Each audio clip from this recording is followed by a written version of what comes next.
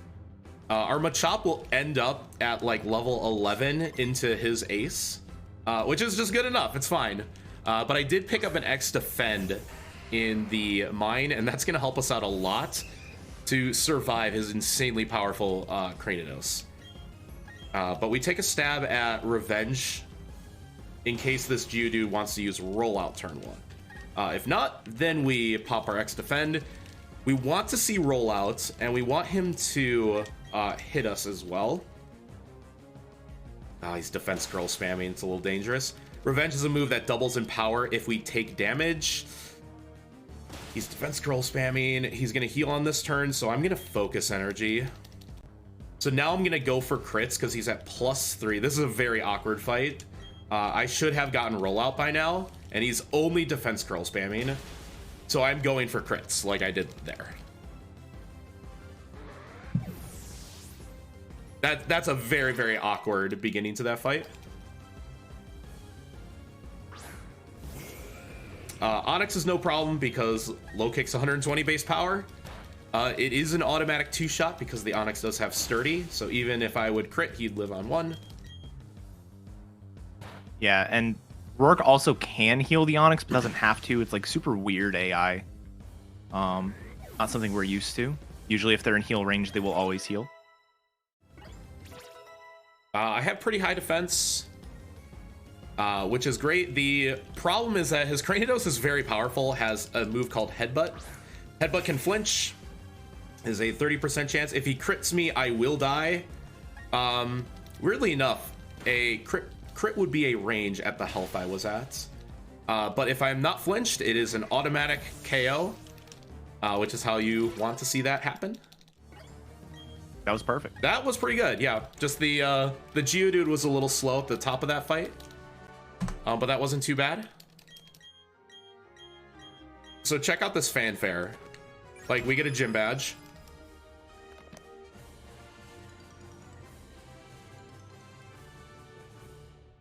Okay, that was cool. Rourke will also give us TMs. Gotta wait for that. And bonus, stickers. So those 3 items each have a jingle, and if you turn the music off, you don't have to wait for the jingle at all, and it saves how many seconds? Like 11 seconds. In one single gym, like, and you do that 8 times because there are 8 gym badges. So that's like a minute and a half just on the post gym leader stuff that gets skipped.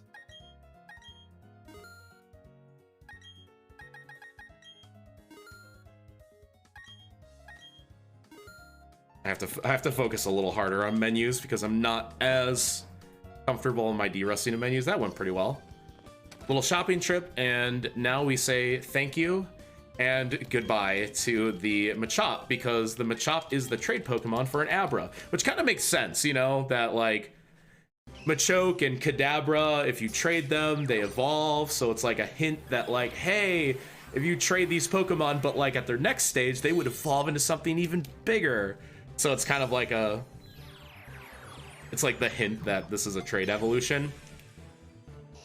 But this Abra is actually pretty good. Not yet, but will be. The Abra is named, oh gosh, I don't want to mispronounce it. Who knows how to pronounce it? It's Kaza? Kaza. Kaza. And we will not be accepting any other pronunciations of Kaza.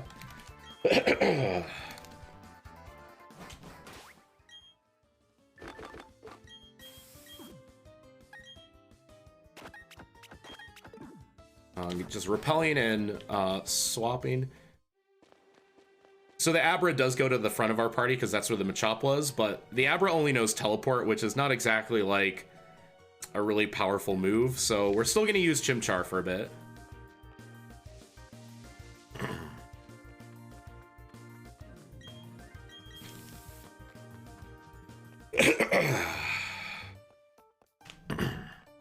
That's just my voice getting warmed up. It's all good. 8 o'clock in the morning, West Coast, baby.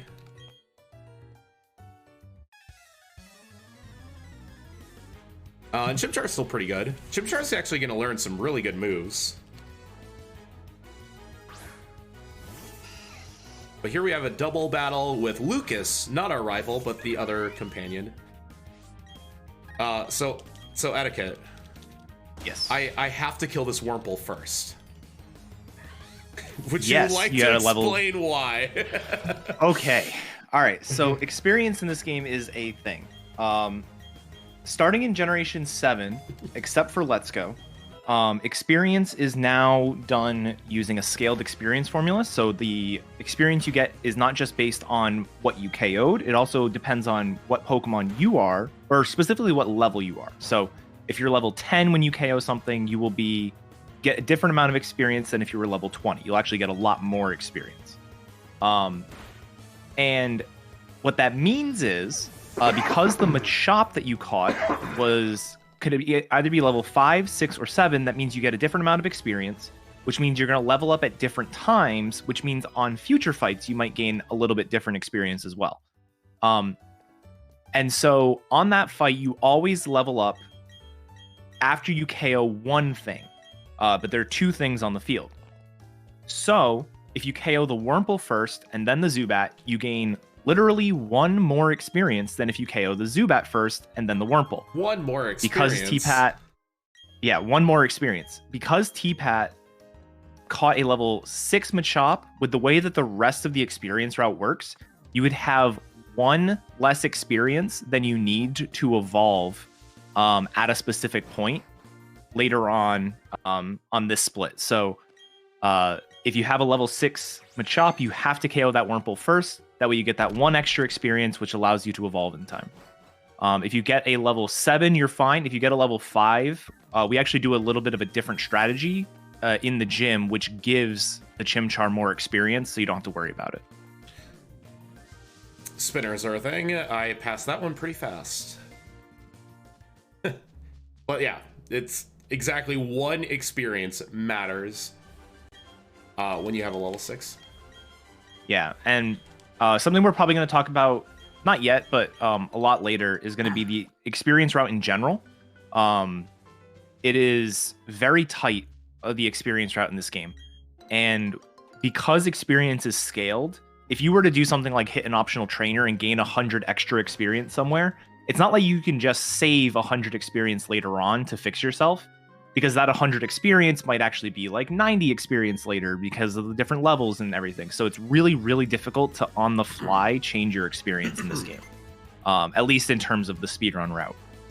Yeah, there's a great tool, and I'll shout out May again. May has a tool on her Ranger site that can build like an experience calculator. Like, you can just input exactly what Pokemon you are and exactly what Pokemon and level your opponents are, and it puts it in the list. And you can literally like move like up and down like the Pokemon you fight in what order. You can move like rare candy usage and such, and it will calculate exactly when you level up, like perfectly. So yeah, so like swapping that Wurmple and Zubat in that case would result in a different amount of experience, and it matters for not only Chimchar, but it will matter for Abra, and yeah, we'll explain that a little bit later in the run.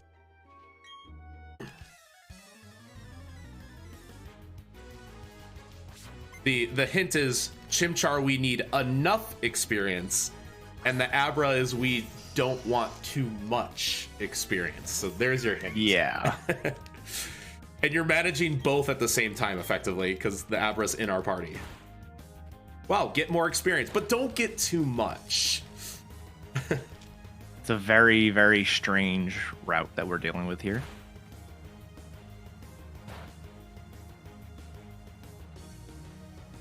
Yeah, math. Who knows anything about math?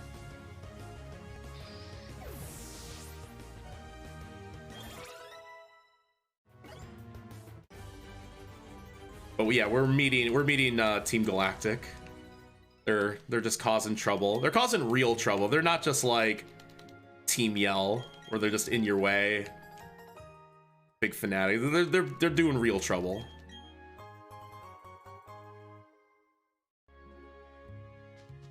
They like kidnap this little girl's dad in her office, and I mean, like, that's a shame. No one wants to be trapped in their office forever. Don't worry, we're to the rescue. We have a monkey.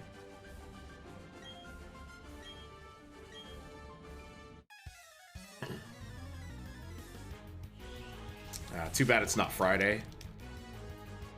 There could be a Drifloon outside. I know. When works on a Friday. Did you actually mention Did you mention date or time or anything yet? I did not mention date or time, which I did set to a very specific date and time. Yeah. So, like most of the Switch games, date and time does kind of matter in this run. The date, there's actually a large amount of dates that work. It's essentially in Generation 4 there were some dates where you'd get more encounters than usual and some dates where you'd get less. In BDSP, there are just dates that will give you more encounters, so you just have to pick a date that's not on that list. Yeah, it's not a low encounter date. It's not a high encounter date. Exactly. Technicalities. And then for time of day, I'm in the evening right now. Yeah, you want to set it to evening. Basically, there's a few different things in the game that care about the time of day. The Machop is a higher encounter chance during the day than it is at night, so you want to make sure you're not nighttime when you're trying to get Machop. You also something that's more of like a runner preference for me personally, I like having it be nighttime, early nighttime when I'm going through fog route. It just makes it a little bit easier for me to see. Same For T-Pat. And then when you get to Celestic Town, you can get both the Choice Specs and the Wise Glasses, and one of them is given to you at night, and one of them is given to you in the morning. And so what you can do is you can grab one of them, leave, change your time from like AM or from PM to AM to become morning, and then grab the other one. Yep. So, and this is where I hit level 14 exactly, like to the experience point, exactly level 14. And it's great that Monferno evolves at 14 and not 16, because we really want to be evolved for Commander Mars. Yeah, doing this fight as a Chimchar is just a no-no, because one of the things that you may not think of like immediately, because Chimchar already has fighting moves, but Chimchar's not a fighting type Pokemon, so it doesn't gain that 50% same type attack bonus that Monferno will get now that it's evolved. So in addition to having just better stats, it also gains the fighting typing, meaning its fighting moves are doing even more damage. And you're gonna see, even though it's doing more damage, it's not that much damage. Yeah, Mars is an incredibly, notoriously difficult early boss battle for both speedrunning and, let me tell you, the Nuzlockers, they hate Mars. Mars is a thorn in their side. They're like, the Perugly is insanely powerful. In classic, like, bad guy fashion, the Perugly is evolved before it is legally allowed to. So, you know, it's like way before. Yeah, like, oh, the bad guys are forcing evolution, you know, before it can actually do it. Yada yada. Oh, I lost my Oranberry, unfortunately. No matter. Yeah, it's like the Perugly evolves at like 39 or something. Like, it's ridiculously. And it's what, level 16? 16. So we heal on this turn always, because Fake Out is incredibly likely.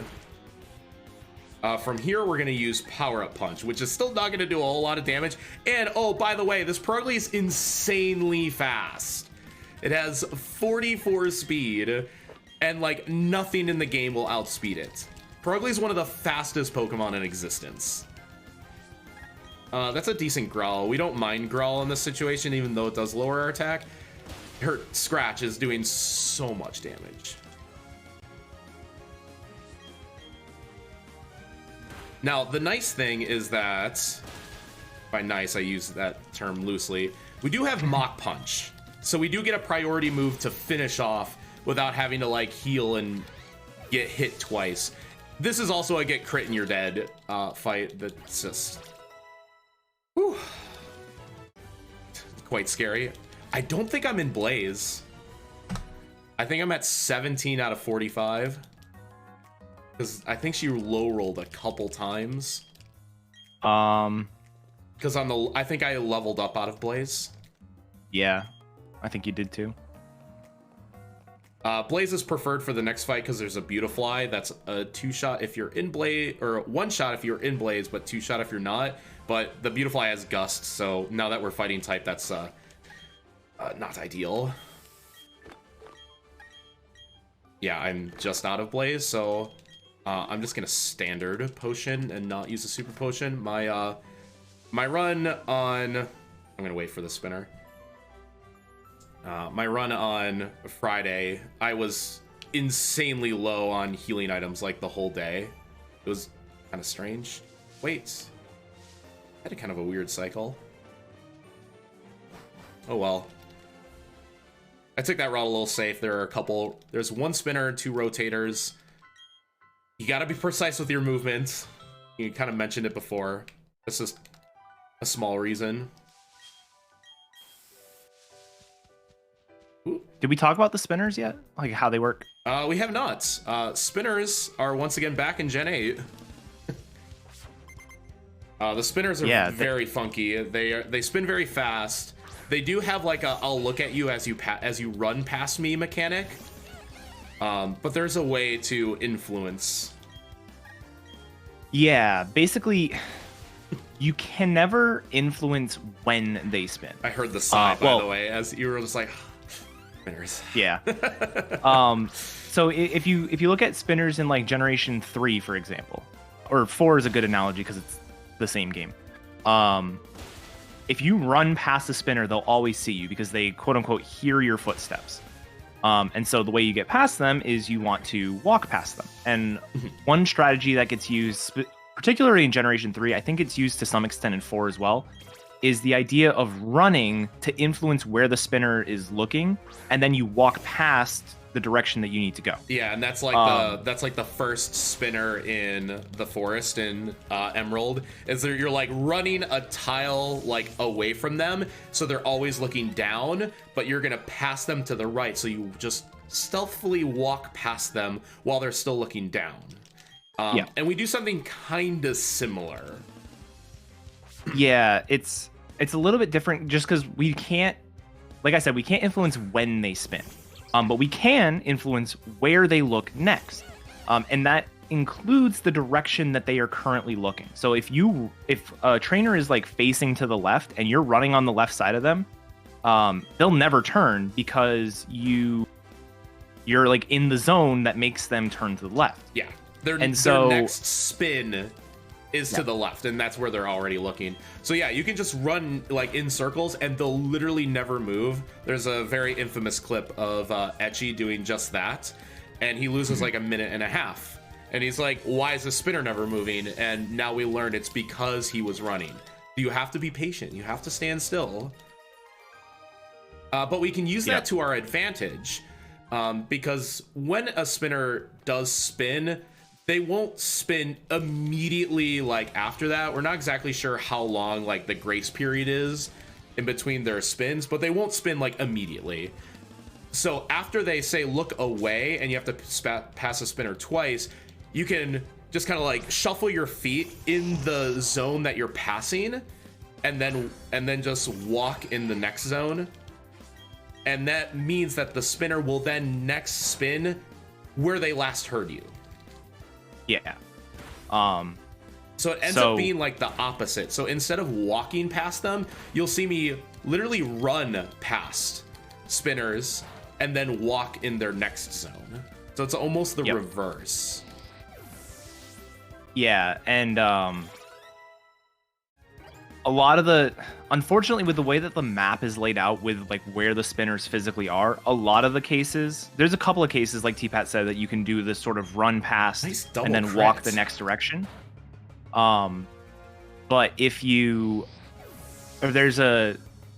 there are a lot of places that you can't do anything like that. So it's really a matter of I'm going to walk up to the spinner just to make it not worse for myself. And I did that with the first like Aroma Girl spinner. Yeah, exactly. But if you have a completed save file of this game and want to see something kind of interesting, this doesn't come up because like no one has reaction time really this good. But technically, when the spinner spins, if you run like as they are spinning, they will change the direction that they're planning to spin while they're spinning. And they don't ever like stop until you stop running. And so there's we haven't gotten there yet, but when we get to the fighting gym, there's one spinner that is in like the center of a room, and you can go all the way around them. If on a completed save file, so that way you've already fought the trainer, or like they're disabled because you beat the gym leader already, you can literally just run around them, and they will constantly spin because they're trying to catch up to where you are where you're running. Oh, that's so funny. I haven't tried that It's really yet. funny. But I've seen that mechanic. There are some spinners, like, even if they can only look like, say, up and down, and on that last route 205, there's a spinner that can look up and down. As you're running just kind of next to them, I've seen her like start looking down, start to attempt to spin up, but since you are running still south of them, they'll do this like spin. Like they won't even complete their spin and they'll just flash back and forth. And that's what Etiquette is talking about. It's like they're choosing to spin naturally, and then they're also like, I call it the gotcha mechanic, like, aha, I see you because you're running. And they'll just do that on the fly. Yes, I finally got sunny day on this fight. The Cherubi is helping me. Congrats. Unfortunately, I did lose the Cherry Berry on the Pachirisu fight. So the next fight is a time. So the next fight is a type 2 fight. It's not a dangerous fight. You're just gonna lose there's a potential to lose a lot of time. Yeah, there's I don't know what shopping route you're doing. I'm assuming it's similar to mine. We get 2 cherry berries, which can heal paralysis, but they can heal, like, if you're holding it, they can heal immediately, which is really cool. And then 2 paralyze heals, like actual items that you have to use in your menu. There are 4 fights that can paralyze you. But this across, I think, like 6 Pokemon. And yeah, this one fight has 3 Pokemon that can all paralyze you. So what's dangerous about this fight is that it's just 3 Badoos, but they're all ranges. So I could theoretically one-shot them all, but most of them are not good ranges unless I have really high special attack. They do have Stun Sport. Yo, I got the first one. I crit. Nice.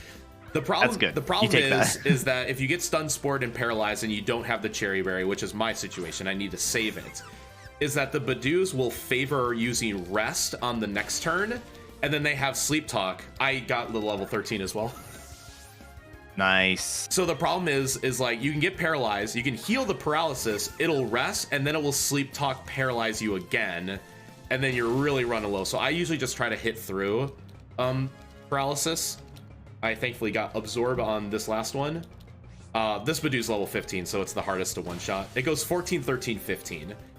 If you get a 4-turn fight, you are thrilled on this lady, and I got a 4-turn fight. Like that is literally as good as I can ask for. 3 is just the god fight. That's like that's like Archer and Let's Go. No one really gets a 3-turn. It's possible, but you're just really happy with 4.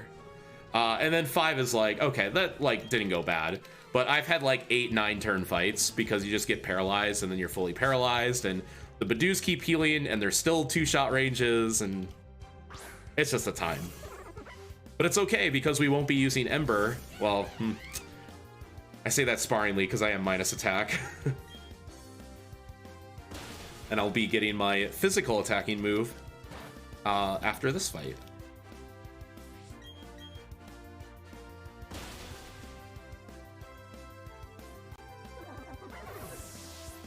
All right, so we hit level 19, and we will now learn Flame Wheel, which is an even more powerful fire-type move, and it's physical.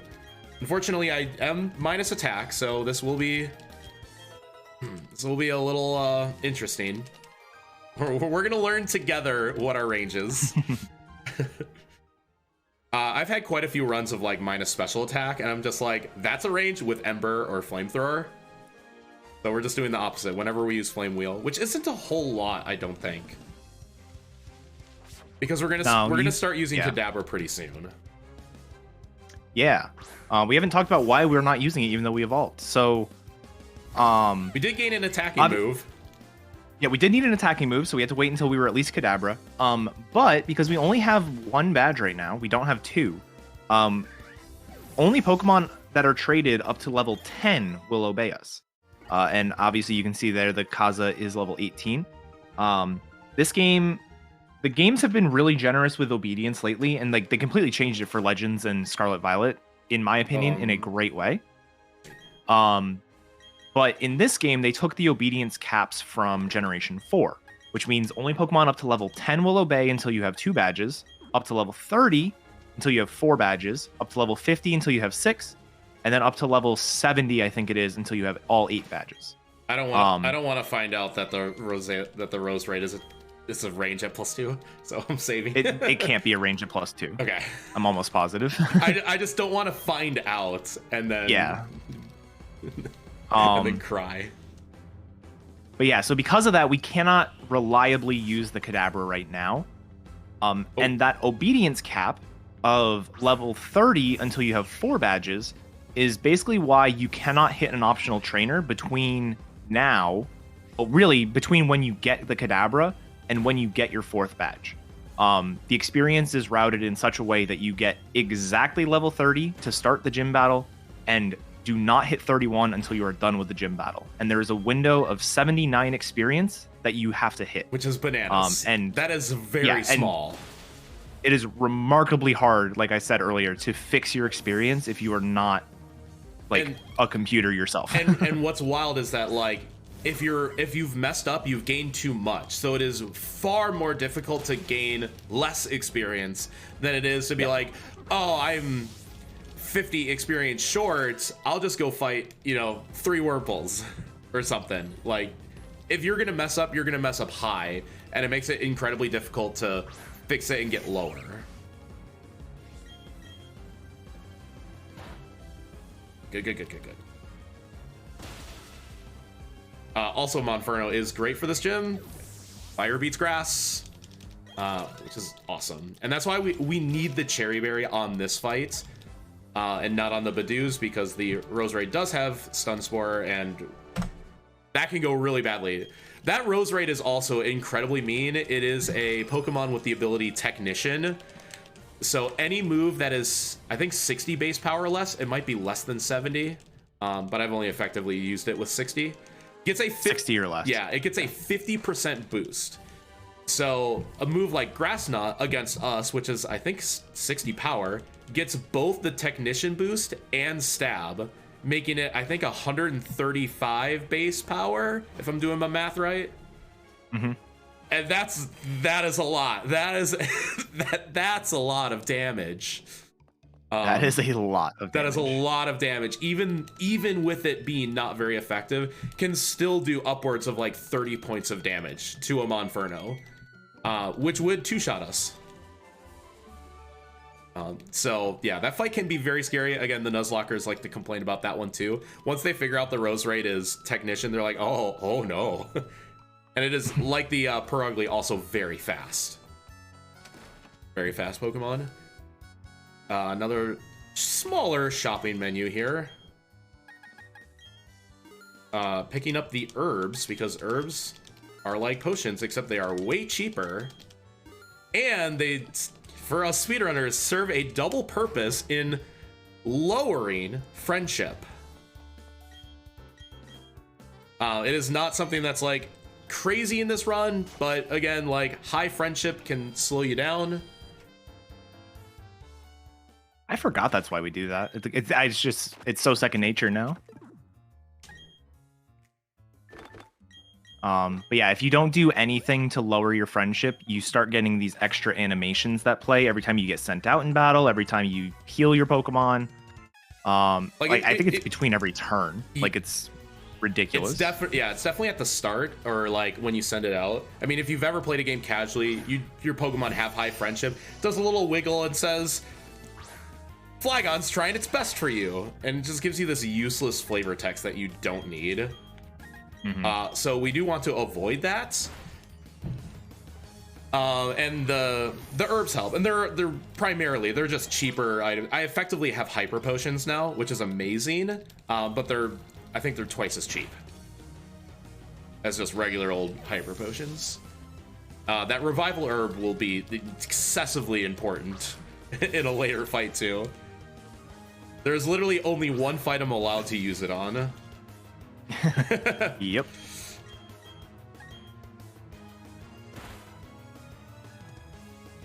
But yeah, we have our second badge. I've now moved Kaza to the front, and Kaza is usable. It is obeying us. It is powerful. It's not like perfect IVs or whatnot, but they are the same. This is the same Pokemon in every run. You know, it's not like a random wild Pokemon that could be any nature or any set of IVs. Like, this Kaza has the exact same stats every single time. It is a quiet nature, so it is plus special attack and minus speed, but it does get a 31 IV in speed, so it is still very fast. The rest of its stats are actually pretty mediocre and subpar. Like, its defensive stats are like single IVs, I think.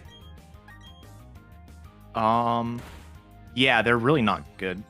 It's just its special attack and its speed IVs are the best. Well, HP is actually like 28 or something. Okay, we definitely need that. Yeah. Considering our defenses are pretty low, but it is just good enough. But we'll still do a little bit of dual maining. There are certain situations where Monferno would be better, including on the exact next fights, which is also a Kadabra. Yep. But since I'm a Psychic type, it's not great. So I'll just go ahead and move Monferno back to the front. But you're like, oh, but you're fighting type, like, you're just gonna die. And you're like, yeah, I would die if I wasn't faster than this Kadabra. But Kadabra has, if you think its attack is low, its defense is lower. So hitting it with anything physical is a sure way to beat a Kadabra.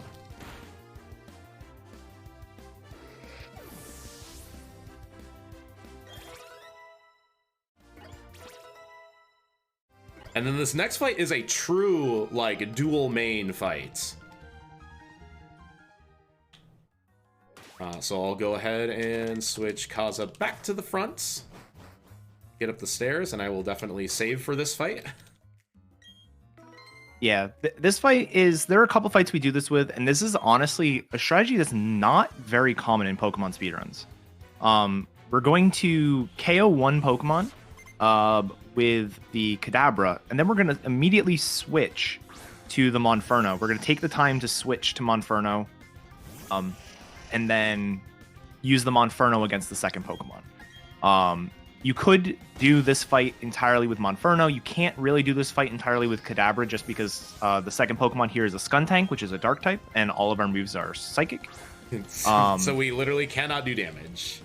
Yeah, and again, it's one of those things you might be like, okay, why don't you turn on the switch battle style so that way you can switch out in between turns. It might be a little bit faster, right?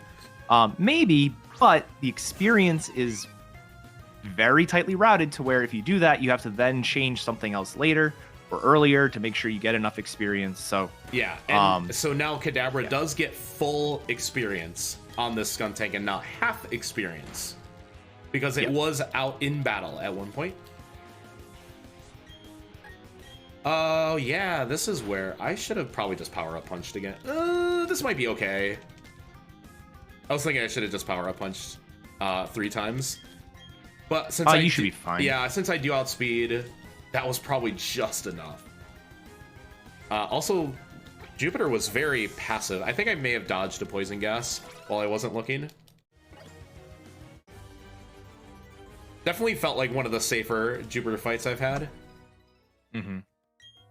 It was definitely one of the faster because my splits have came up gold on that one. Look at that. I am just like running some splits though. I am running like the with music splits. So it's not against like my true PB because every level up, you know, such and such costs more time. So I literally have to run 2 different sets of splits for this game. One with music, one without music.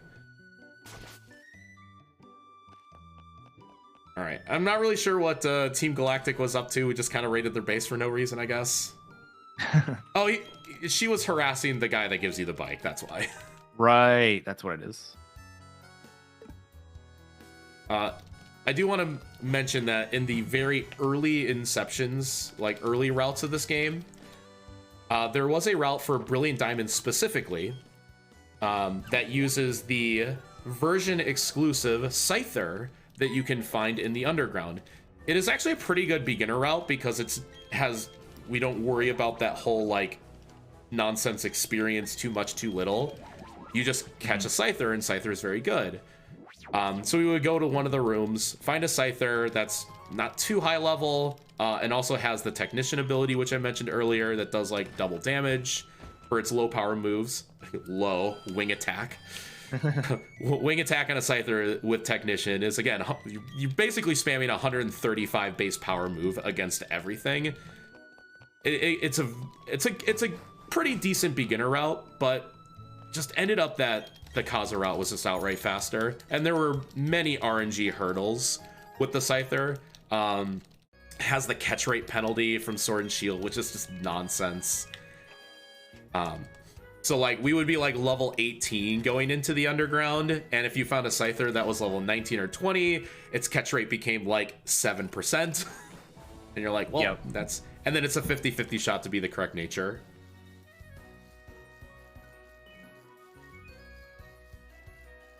Cycling road movement, pretty easy for me. And if you mess it up, you get an autosave anyways.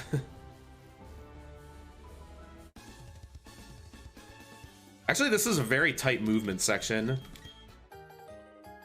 Movement starts becoming pretty important here. The bike's pretty fast. But the thing that really rubs me wrong about this game, especially movement-wise, is that when you rub against, like, the walls, like that rock face or whatnot, you get, like, a whole lot of friction. Yeah, I'm just gonna wait. It's a lot of friction against specifically walls, and not if you run up against like a person or an item ball, it doesn't do the same thing. It's purely that. So here's actually a good example of a spinner pass where we're gonna sort of help ourselves out. There we go, very fast. Yeah. So running on the left side of him makes it so he has to turn left next. Which he only looks left and up anyways, so he's probably going to look left. But you don't get penalized for running in like the upper left area of him because that counts as left. All of the diagonal areas to the trainer count toward the left or right, not the up or down. So to make that pass very safe, he was looking up originally, so I did run like by him to force him to look to the left. So that way I could make a safe pass instead of like trying to pass him fast for no reason, because he had the option to like spin against me. Also, trainers, when they load on the screen, take a couple seconds before they're ready to move. So that one spinner ends up being a safe pass, except I think in one situation, like somebody hit him. That was the fastest I got past both of those spinners, by the way. That's not even close. That's good. This track is a banger.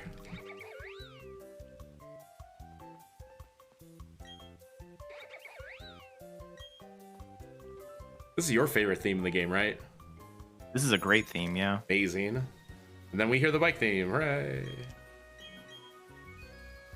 Oh, I should have done that thing where you dip into the guardhouse and back just to hear the theme. Ooh. Oh boy, the next fight. Oh boy. I love this next fight. It's against Barry. Yeah. This is one of the fights of all time. Yep. Again, so the reason this fight works the way it does, again, because we get full experience on the Scun Tank earlier, we're actually a little bit over our allotment for experience. And we also have a couple of double battles later on that we want to skip. And you can skip double battles by only having one Pokemon alive in your party at a time. So one way around that is just to deposit your second Pokemon. But another way around that is to have a Pokemon faint on purpose. And so what we're going to do here is we're going to use the Kadabra to KO the first 3 Pokemon in this fight and purposely die to the 4th. And then Monferno will come in and finish off the 4th Pokemon. If you accidentally KO the 4th Pokemon, you have way too much experience. Oh boy, did I do that in practice on Friday. Yep. That is exactly what happened. Was I got a critical hit on the 4th Pokemon, and it was like, oh, I have too much experience now, so I had to like reset the fight. This Prinplup is also super dangerous because it has the starter ability Torrent. So and it's a 3-shot, so I want to very careful. Okay, That's a high roll. Oh, that's fine. Okay, you just don't want to see Bubble Beam twice. Hey, I confused him. But this is fine. We actually kind of want to take that damage because it does incentivize the Ponyta, the 4th Pokemon, to go for the kill. Otherwise, the Ponyta is just like, I'll use Growl. I'll use Agility. I'll use Growl again. And it's like, what are you doing? Oh, by the way, on that same fight, I also low rolled this Roselia, which is a 15 and 16 range. So in the same fight, I crit the Prinplup, I low rolled the Roselia, and then I crit the Ponyta. And I'm just like, wow, that was in fact something. So we only kill this Ponyta if we crit. Oh, I also got the really bad version where I accidentally confused him. Oh, that's actually pretty bad. That's actually really bad. But there's nothing I can do about it. So I'm gonna stall a turn and hope it is 2 and 3 to hit through. Right. And because I was at low enough health, he did at least go for Flame Charge and not like Growl.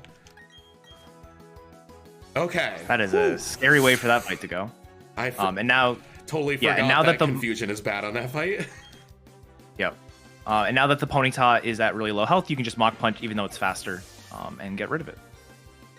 Just like it was planned. Nothing went wrong at all. Nothing went wrong at all. Whew. Okay. Yeah, Barry 2 has killed many a run for me, both because he killed me with his Prinplup, and both because I killed him because I high rolled or low rolled. I have lost via accidentally confusing him before. I definitely forgot that was a thing until it was happening. Just quick repel. Accidentally brought up the poke attack, but movement is a thing right now, so see it later. There is a hidden revive on that route that you sometimes have to pick up. If the Monferno dies to the Skuntank, you kind of need an extra revive, but not needed this time.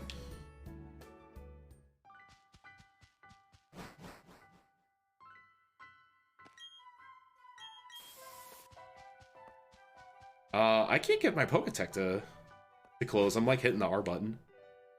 Huh. I hope that doesn't mess me up later. Okay, there we go. I just did it when I was waiting for the spinner. Maybe it was because I was like super weird, yeah. I was trying to do it immediately out of like these stairs or something. I don't know.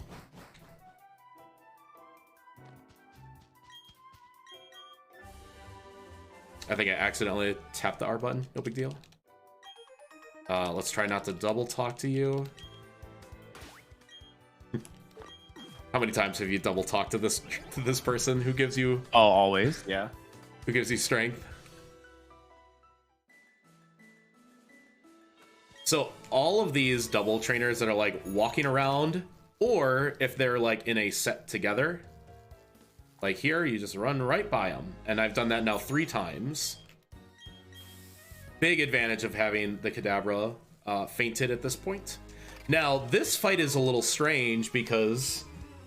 So we're using Monferno, and this is the rain route. And we kind of want to start thinking about having Monferno at a HP range. We don't want to be full health, but we don't want to be like super low either. So I'm going to start like considering like, oh, okay, I'm at 57 HP right now. That might be a little high. 43, that's actually pretty good. I wouldn't want to play around with that too much more. I got payback. 38 is even better. So I'm in like a good spot right now. Now, if I were at like full health, I would want to force the Shieldon to use takedown on me, just so I can take a little damage. I don't want to be at full health. The Shieldon has sturdy, so he might use takedown anyways, but he used taunt, which is... This is good HP, and it's because in a later fight, we'll want Monferno to die, and we need to incentivize the AI to kill us immediately, and not, like, screw around. And it's just much better if we're kind of at like mid health. If we're super low, other fights could be a little dangerous. So that's actually perfect. Yep. Picking up some items while I'm currently messing around with the gears on the bike. Here's a spinner. What I'm gonna do is I'm gonna run to his left and then just kind of like walk over to his right and wait for him to pass. Yeah, you want to walk over to the right. That way he spins left and then isn't, you know, told to spin right because you ran.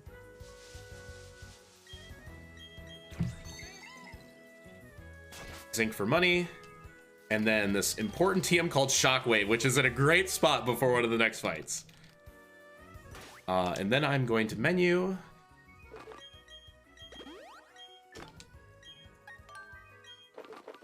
I don't know about you, I just like seeing the TM names. I go by color more than name or number.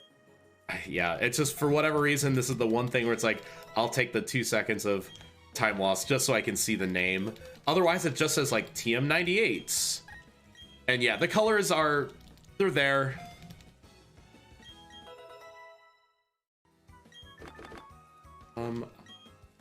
Want to use the revive, thank you. I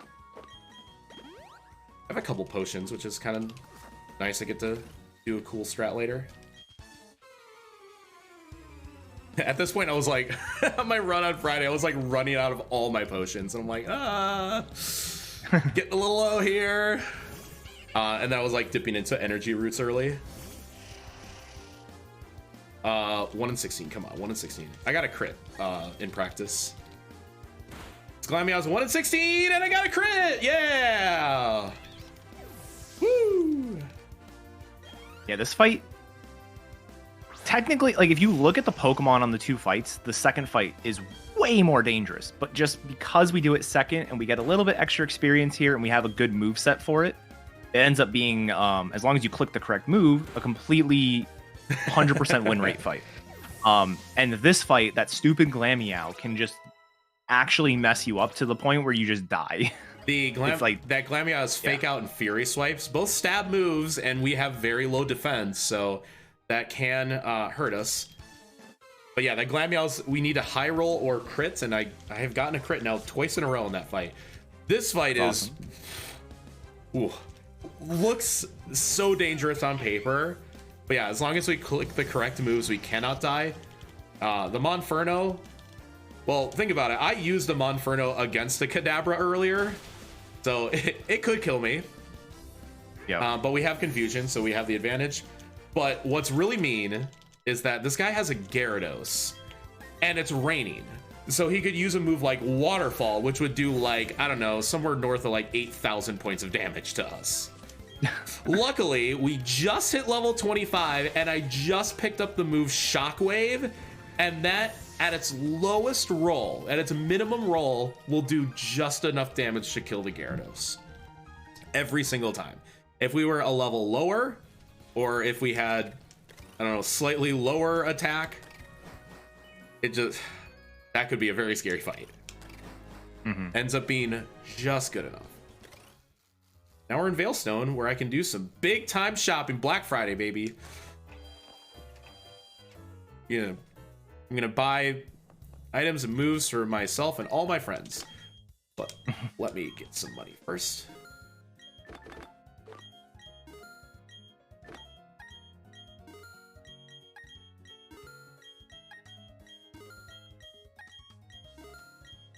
A little rhythm to selling all of your TMs. Ooh, I had a D-pad moment. Come on. Nope, come on. There we go. Almost bought 14 Super Repels instead of 4. I'm using a Procon, and the Procon D-pad is actually quite bad for this game. It just favors left and right inputs over up and down inputs, and that can mess me up every once in a while, so I just have to be, again, really careful or really precise. When I played this game casually, I found that lady, and I was like, oh my god, she's selling the best moves like in the whole game. It is incredible, like, how amazing that was. I'm like, oh, this is going to be in the speedrun for sure. And then we're buying our X items finally.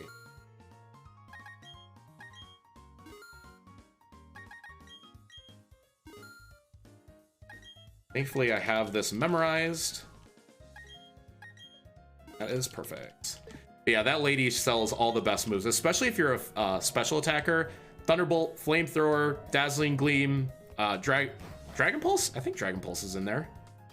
It's just... Yeah, I believe so, yeah. It's just all of, like, the 80, 90 power, 100% accuracy moves. So we picked up... I picked up 3. Picked up Psychic, so we can basically learn it early. Flamethrower, so we can basically learn it early for Monferno. And Dazzling Gleam, a fairy type move that can hit both opponents in a double battle. I am full health already, so I'm going to teach Psychic.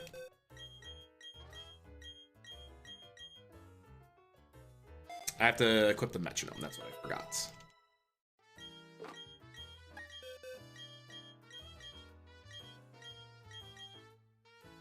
So we have just 2 insanely powerful moves now on both of our Mons, simply because we arrived in Veilstone. Yep. Oh, no. I accidentally hit that. Menus are tricky. I'm not super... So, this gym.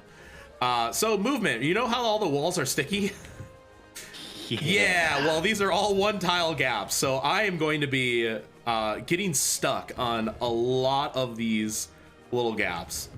Etiquette, you use like a GameCube style controller that has little notches to help. Yeah, the controller I use it's like a Ori brand controller that is shaped entirely like a GameCube controller. And because it has notches, it makes running this game a little bit nicer, just because... so one thing with the D-pad in this game is if you look at a game like Omega Ruby Alpha Sapphire, right? And you can use the D-pad or you can use the circle stick for movement. When you use the D-pad...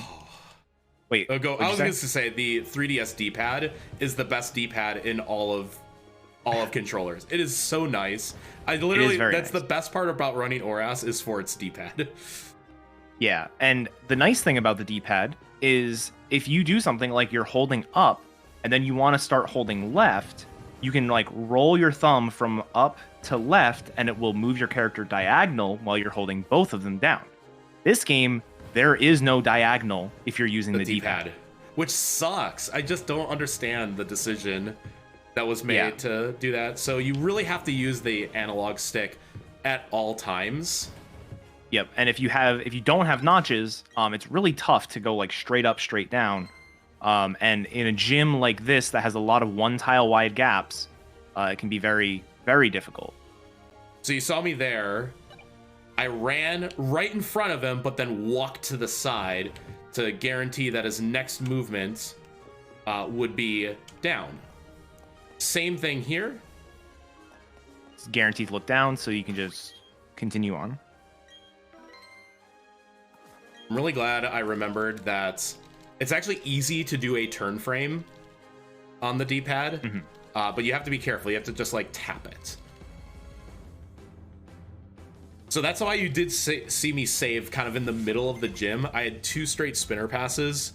And again, we cannot hit an optional, period. It's just not allowed with our experience route right now. So if I would have hit an optional, I would have just outright had to reset. Maylene, we have technically the type advantage, but remember, we have insanely low defense, so everything will still hurt. That's a good bulk up. We want to see bulk up in this situation. Oh, that's a crit. Oh no, that's a... I have to X speed here. Okay, we're fine from here. Yep. So long as I pick the correct moves. Kind of a weird situation. We would rather get hit by the Meta type, which has Drain Punch, instead of the Lucario, which has Metal Claw. So I had to X speed on that turn, not to outspeed the Meta type, but to outspeed the Lucario now. If you don't need to X speed, you do save a half a turn and digging into your menu.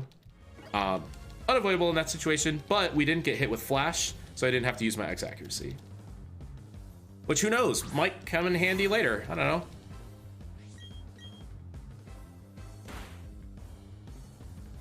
All right, everything is just coming up peachy right now. Yeah, there's a couple of different ways that fight can go. If you take too much damage, you have to X speed. If you get hit with flash, you have to X accuracy. Sometimes you can get away with, like, she just spams bulk up and you can just go. Yeah, and you typically see light screens, so you have to use 2 X special attacks instead of 1. Mm-hmm. Yeah. You want to explain X items real fast? Because I did just buy a whole bunch of them, and then I used a whole bunch of them. Yeah, so X items Pokemon. are... Yeah, X items are really, really common in Pokemon speedruns. Basically, they are items that will boost a stat. So you have, like, X attack that will boost your attack stat. X speed will boost your speed, stuff like that. Prior to Generation 7, they would work one stage at a time. So if you use an X attack, it'll boost your attack stage by 1, which is essentially like 50%. Adding 50%. Yeah, adding 50% to the modifier on your attack. So you could use 2 X attacks, you double your attack. Starting in Generation 7, they bumped the price of these X items up significantly, like double and even quadruple in some cases. But also made them act on 2 stages. So you X attack will boost it by 2 stages, adding 100% to the thing. So you use 1 X attack, it doubles your attack. 2 X attacks will triple, like that. However, in both remakes that have happened since Generation 7, so Let's Go Eevee and Pikachu and BDSP, they brought the prices back down to their original price, but kept the effect from Generation 7. Which is so great. You still have +2 stages for 500 Pokédollars instead of 1,000. So that's why I'm able to do all of my X item shopping in one go. Granted, I had to, like, pick up an extra zinc. I picked up an extra couple TMs, all to just sell, just to make sure that I had enough money to buy everything in one go, including the TMs and whatnot. So I don't have to... Is that literally my last shop of the whole game? Is that... I think it is. You do the shop in Celestic, but that's a really small one. Oh, yeah. Yeah, that's definitely the shopping spree. So the reason why I wanted to be kind of like mid-health is, like, this fight can be okay, but we're partnered with Lucas and he has a Clefairy. Clefairy does have Life Dew, which just heals you, and we kind of want him to not do that. And thankfully he did not do that. But you don't want to be so low that you take... Because, like, the Dustox does get a couple cracks at you if he wants to use Venoshock on you, which he did attempt and missed on me in that particular fight. So I ended up with the exact amount of HP. So that's why I wanted to be at around, like, 50% HP, so that if I do get Life Dew, I'm still not, like, full, but I'm not in danger of dying on the fight either.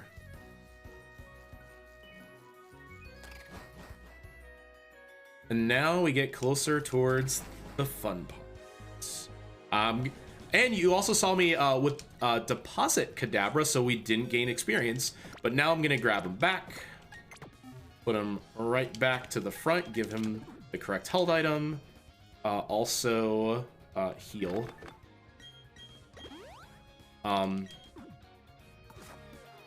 You could use a calcium there as well. It makes a range on this fight a little easier. Just for rhythm, I don't. I just use both of them at once before wake. Whew. The movement on this route looks really daunting at first, but it's actually so smooth once you get the hang of it. It's just one of those routes where when you do it right, you feel really accomplished. You're like, yeah, that felt good. There are no spinners that we have to wait for. There is technically a spinner on the route, but his vision is only one tile, so you can just walk by him. But there are a bunch of rotators, and this is the route with all the fences.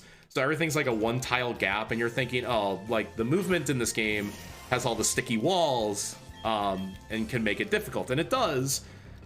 But if you do it right, it just feels really good. because we don't have to hit any more trainers. That Kadaver's a 4 and 16 range. It's not likely I get a one-shot. I think if you use the calcium, it's 6 and 16. Yeah. It's not much better. So you walk through this grass.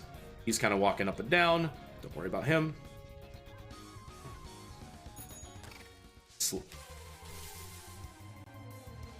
I didn't repel. I'm like, Oops. wait, whoops. I missed one thing in that last item. It was perfect up to that point. Just don't outspeed me.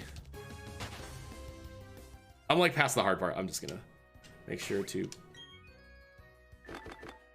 Yeah, that's where my things start at. And he's a spinner, but only has 1 tile vision. Also, don't forget this item. Use. Forgot that in a run, and that was real bad. Never forgot it again. Oh. And I come here. Still a little awkward. I don't like to bike this portion because I've accidentally talked to that spinner going for the hidden calcium. Or, yeah, it is a spinner. Oh. Okay, kind of same thing with that spinner. Kind of ran to her right to make her move to the right so I could pass her on the left. Whew, okay. The second part of that is more difficult than the first, I think. Yeah, that spinner there. It's the last spinner before your experience no longer matters. Like, you obviously still don't want to hit optional trainers, but after that one spinner, hitting them is way less important or less detrimental. What's really freaky is that I do have to pass that spinner again on my way back out of town, and yeah, it doesn't matter, but it's actually a more difficult pass, just because you're coming from like the rock side. Yep. And if you want to do like a fancy pass, you have to do like some one tile gap D-pad movement, and it's a little, it can get a little tricky if you don't do it right. So I tend to take it safer on my way back, even though it is less risky. But we're in Wake's gym. We do fight a bunch of gym trainers. 1, 2, 3, 4 gym trainers. None of them are any problem whatsoever. Wake himself is a time. So this whole time we've been mentioning the experience, and we currently have 3 badges, so our obedience is only through level 30 until we acquire Wake's badge. So quite simply, okay, so just, don't level up to 31 until at the end of the fight. The problem is he leads a Gyarados, and as we kind of alluded to earlier, Gyarados is very scary. We can't set up on it. It just does way too much damage. So we want to kill it outright. We must be level 30 starting the fights in order to almost always KO the Gyarados. Okay, so we need to be level 30 to start the fight, but not level 31 before the end of the fights. That window is 79 EXP. The whole route from the moment we traded for the Abra into the end of Wake has been routed precisely to get within that window. And still, the Wake fight is not what you would call safe. No, not at all. No. There are a handful of things that just can go wrong. Just the problem is that it's hard to recover. Like, there are certain battles where you're like, oh, I got a weird pattern, but if I adapt and use my knowledge of the game, I can wiggle my way out of a bad situation. That is not possible with Wake. It just has to go the way it's intended to go. Otherwise, you die. And the main problems are, A, the Gyarados is a 15 and 16 range, so if you low roll, you just die. It's like, okay, just don't get unlucky. His Quagsire, my beloved, is a quite dangerous Pokemon because his Quagsire likes to assist his Floatzel by using Rain Dance. The Floatzel has Swift Swim, so it double speed, or is it 50% speed? I think it's double speed. Doubles, yeah. Double speed in rain. And also makes water moves do 50% more power. And the Floatzel has a move called Aqua Jet, which is a priority move. So it would just hit us, do 50% more power, and kill us, or it would just outspeed us and use an even more powerful move. So we want to avoid the Quagsire doing Rain Dance.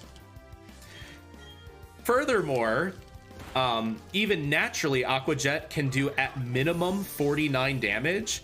And if the Quagsire high rolls or crits us, will put us below that mark and in danger of just always getting hit with Aqua Jets. So it's like, okay, don't low roll the Gyarados, don't get high rolled on the Quagsire, and don't get like scald burned by the Quagsire. Oh, and make sure that he KOs the Monferno that we're gonna use to taunt him to prevent him from using Rain Dance. There's like 4 things that can go wrong.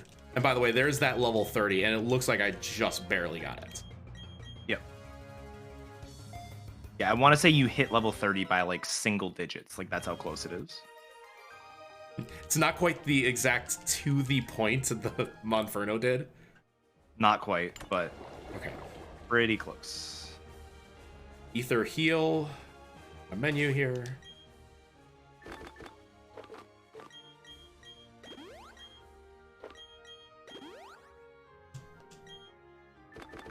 Calcium, we have 2. And I also equip this Rossberry for later. And then I do a very weird thing called put the battle style to switch. I think it's the only time I've ever seen using the switch battle style in a Pokemon speedrun. And you had referenced that we intentionally didn't do it for Jupiter, but we have to intentionally do it for Wake, because there's just no way to win the fight otherwise. Like, we need to just put Monferno out the moment the Quagsire is out. Yeah, it actually is something that's used in a couple of places, but it's not used in really the same way. It used to be a strat in XY. I low rolled, and that's what happens. Wow. Yeah, that is unlucky. That is unlucky. So yeah, I just outright low rolled the Gyarados, so it lived on 1 or 2 HP. If I on my D16, if I roll 2, it's fine, but I rolled a 1. Yep. As the game reloads, would you say, Etiquette, that you ever utilize the switch function in Scarlet Violet since they got rid of that option? Not as of now, no. Okay. So it's just annoying to have to cancel the. Yeah, you usually just make sure your team only has 1 Pokemon in it, so you don't have to worry about it. Oh, okay, because then it doesn't even prompt you.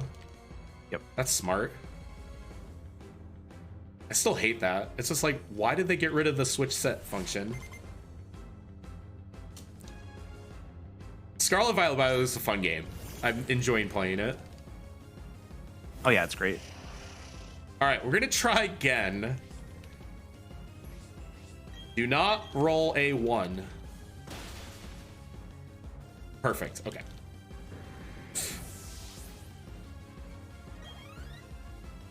So here's where we utilize the switch function. We get Monferno out. I do think it's cool that this run effectively uses the move Taunt, I think 3 or 4 times.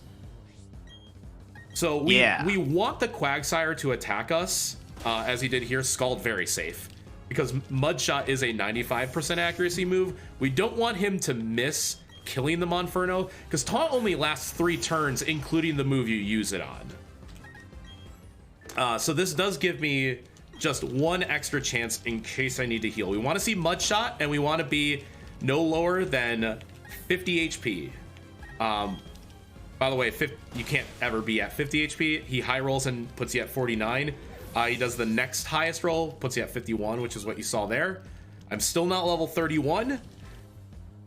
And you could probably explain the AI better than I can, but effectively the Floatzel, while 15 out of 16 Aqua Jet rolls would kill us, never goes for it because it sees other moves that will definitely kill us. So he'll never use Aqua Jet unless I'm at 49 or lower HP. Yeah, this AI doesn't make any sense, to be quite honest. So the usually, if any... So the way that the AI typically works is it'll do a pre-damage roll to determine what move to do. It basically goes through all of the moves that it has and says which move does the most damage. And it uses the actual damage formula to do that calculation. And it can pre-roll like crits and high rolls and low rolls, and it will use whatever the pre-roll number is. Yeah.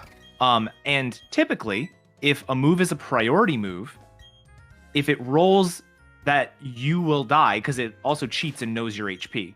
If it rolls that you will die, it will use the priority move. But for some reason, Aquajet there specifically doesn't get used unless every single non-critical hit roll will KO you. It doesn't make any sense. It's not how any game before it worked. But that seems to be really consistent, because if you're at 49 health, you will get Aquajet, and if you're above 49 health, no one has gotten Aquajet yet. So yet. So yeah. I meant to ask you this, Etiquette. I feel like there's a fight that's similar, and it would be on, not to get ahead of myself, but I'm like so curious. Flint. Because Flint has the Infernape with Mach Punch, and I just am wondering if his Mach Punch AI works in the same way. It might, yeah. Because if that's so, I might have to adjust some of my calcs. There's a weird situation in that fight where it's like, hey, I can try to break through hypnosis, break through sleep, but only if you're above the combined damage of like a flame charge, a close combat, and a Mach Punch. But I think I might be able to use the low roll of Mach Punch in that calculation instead of the high roll. You might be able to. We would have to test it. Yeah. Right. Because if that's the case, it could just give me a little extra threshold to be like, I can still attack on this turn at this HP. It's weird. Trying to like reverse engineer how the AI works is quite a task, and it's just a lot of trial and error, and a lot of people just like reporting results of like, oh, I got fake out on this turn and no one else has gotten that before. You know, why is that? We just simply have to just ask these questions until we figure it out.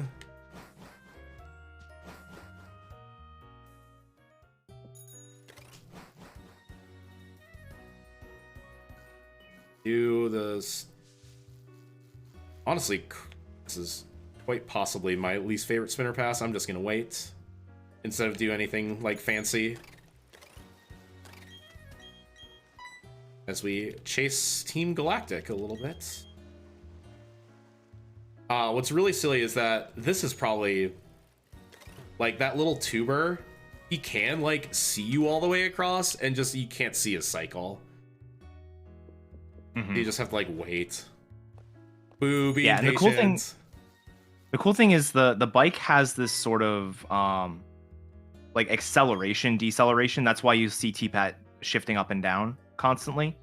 I've been messing it up a lot. Like, yeah, but you don't lose your acceleration. Like you don't lose your what's the right word? Not acceleration. Momentum. You don't lose your momentum. If you are constantly running into the wall. Yeah, so I was just holding up against the wall and then able to just fly forward to the right.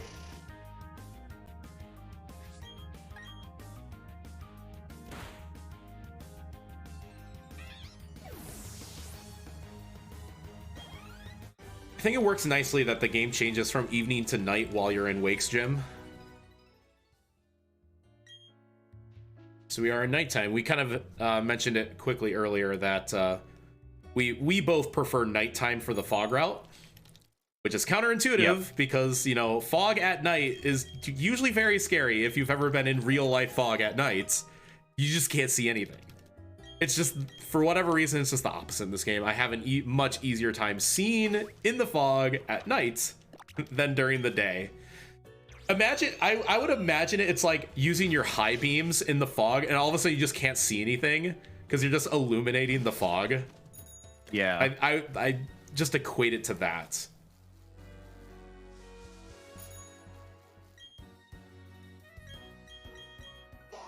So nighttime is we're using our low beams.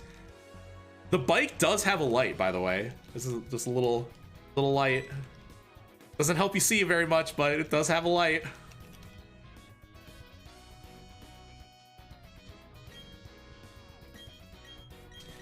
If you are a beginner in this game, you can just pick up defog in. It's like the first trainer in the Safari Zone. Gives you defog, and you just use it if you want. But us, we just are just like, get good. Seeing the fog, easy. There it is.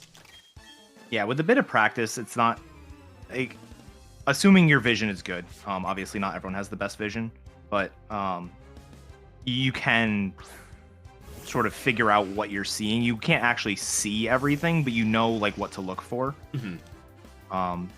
The only thing I do to help, and I believe it's fully allowed now, is that you can change certain settings either in OBS or on your monitor, or the Switch has an inverse feature, which some runners were doing because they felt that the inverse palette was just easier to see, so they would play the game with fully inverse colors. It freaks me out a little bit too much. It doesn't work for me. Yeah.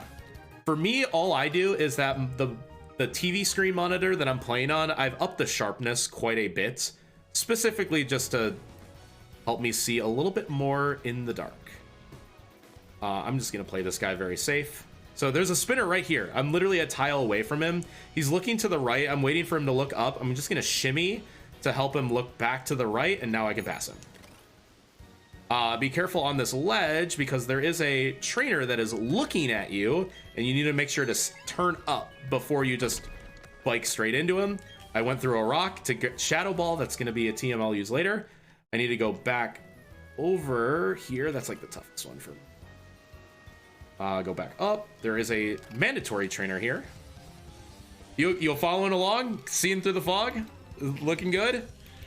Looking at it on stream, it's not that bad, but yeah, it's definitely the bike light. The bike light is helping. You can see where I am. So there are two mandatory trainers here, and then one more spinner. But this last spinner is the worst because how the fog works is that the nearer the objects are to the in-game camera, like on the bottom of the screen, are like easier to see than things that are farther north or farther away.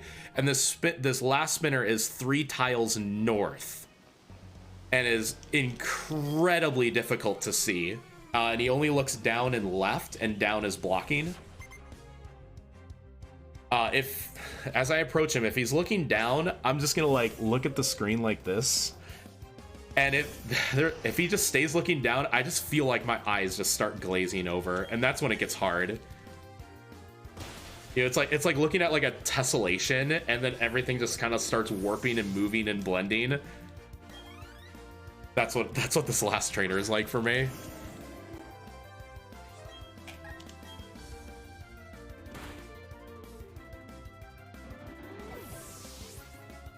Additionally, our move usage is a little tight in this section. So I don't want to be using too many like extra psychics, for example.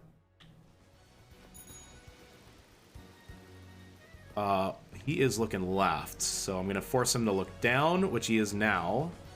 A little far from him. There we go. And that's the fog route.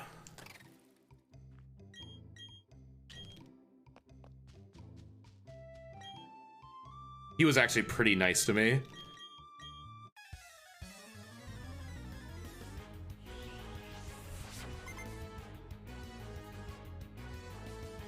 Woohoo!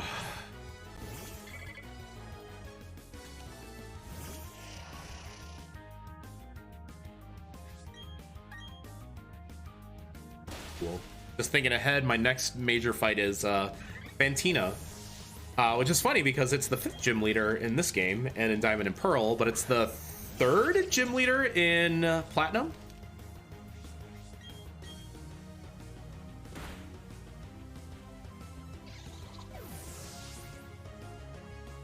And Fantina can be a little scary because, again, Ghost type versus Psychic is the advantage.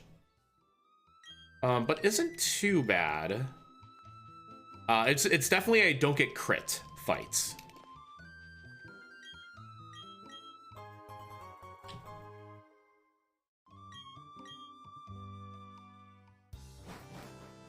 We just get to go look at the ruins. Team Galactic was like, wow, it's some nice ruins you have here. It'd be a shame if somebody wanted to blow them up.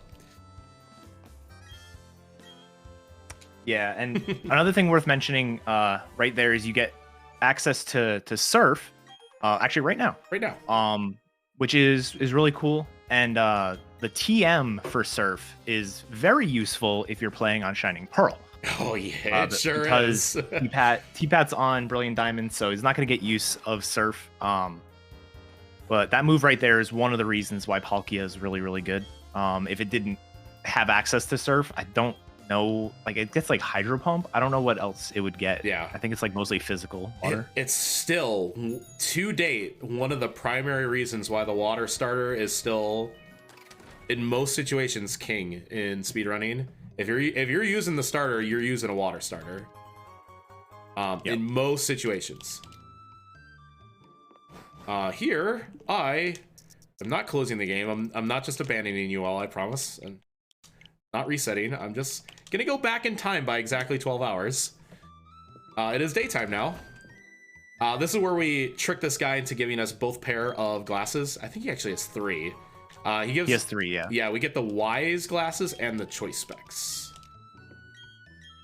Yep. Wise glasses are an item that when you're holding will boost all of your special moves by 10%.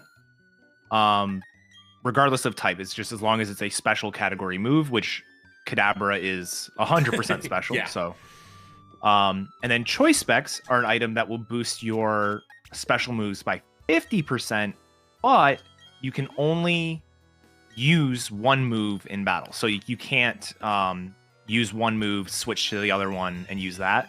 You're forced in. You're locked in. It's the same effect as like Choice Band and Choice Scarf. So we're going to be using both of those on Kadabra, sort of switching depending on what section of the game we're at. Typically, it is Wise Glasses early, and then switch to Choice Specs. With the exception of like the 6th gym, we will be using Choice Specs almost the entire time. There's also a couple of exceptions where, like, especially the Team Galactic battles, anything with a bronze ore is like, I don't want to be locked into Shadow Ball or locked into Psychic, because I'm gonna wanna kill like the Toxicroak, for example, with Psychic, and bronze ores with Shadow Ball. So we'll have to just kind of creatively switch. Luckily, switching items in the Pokemon menu is very fast. Yeah. It feels very smooth. Yeah, it's kind of funny because like this game, obviously like the main engine is very different than other Pokemon games. This game was made by Ilka rather than Game Freak. But the menus and battles feel very, very, very similar to Sword and Shield, but some parts are better in Sword and Shield and some parts are better in this game. Switching items and switching Pokemon on that menu are leaps and bounds better in this game than they are in Sword and Shield. It's really difficult to transition between the two. All right, this fight sucks. Unless you get Strength Sap, keep doing that. Yeah. I had not seen that in practice yet. There's Will-O-Wisp, but that's why we have the Rossberry. Synchronize kind of doesn't matter. Yeah, Synchronize just wastes time, honestly. I got Strength Sap again. That's amazing. That's perfect. I literally had probably the second best fight. I just never got attacked. Yeah, the 2 attacking moves the Drifbloom has are Hex, which is the entire reason why we have the Rossberry. If you get burned by Will-O-Wisp and then Hex, you are just dead. Yeah, it's a move that doubles in power. Hex does about half. Yeah, without being status, Hex does about half after the X special defense. And the other move it has is Fly. Fly is a 2-turn move, which is why we don't bother with an X defense, because you can always just heal before you get hit. And that does a lot. Most of your health, like 80%. Yeah. But if you see Strength Sap, it's just a move that lowers your attack, and we're like, I don't care. Yeah, I do not actually care. My record, I think my record, it was either my record run or my with music run that I have, just gets Strength Sap 3 times in a row and you win. Yeah. And it's just by far the fastest fight, because like, then you don't deal with, oh, you got burned. You healed your burn.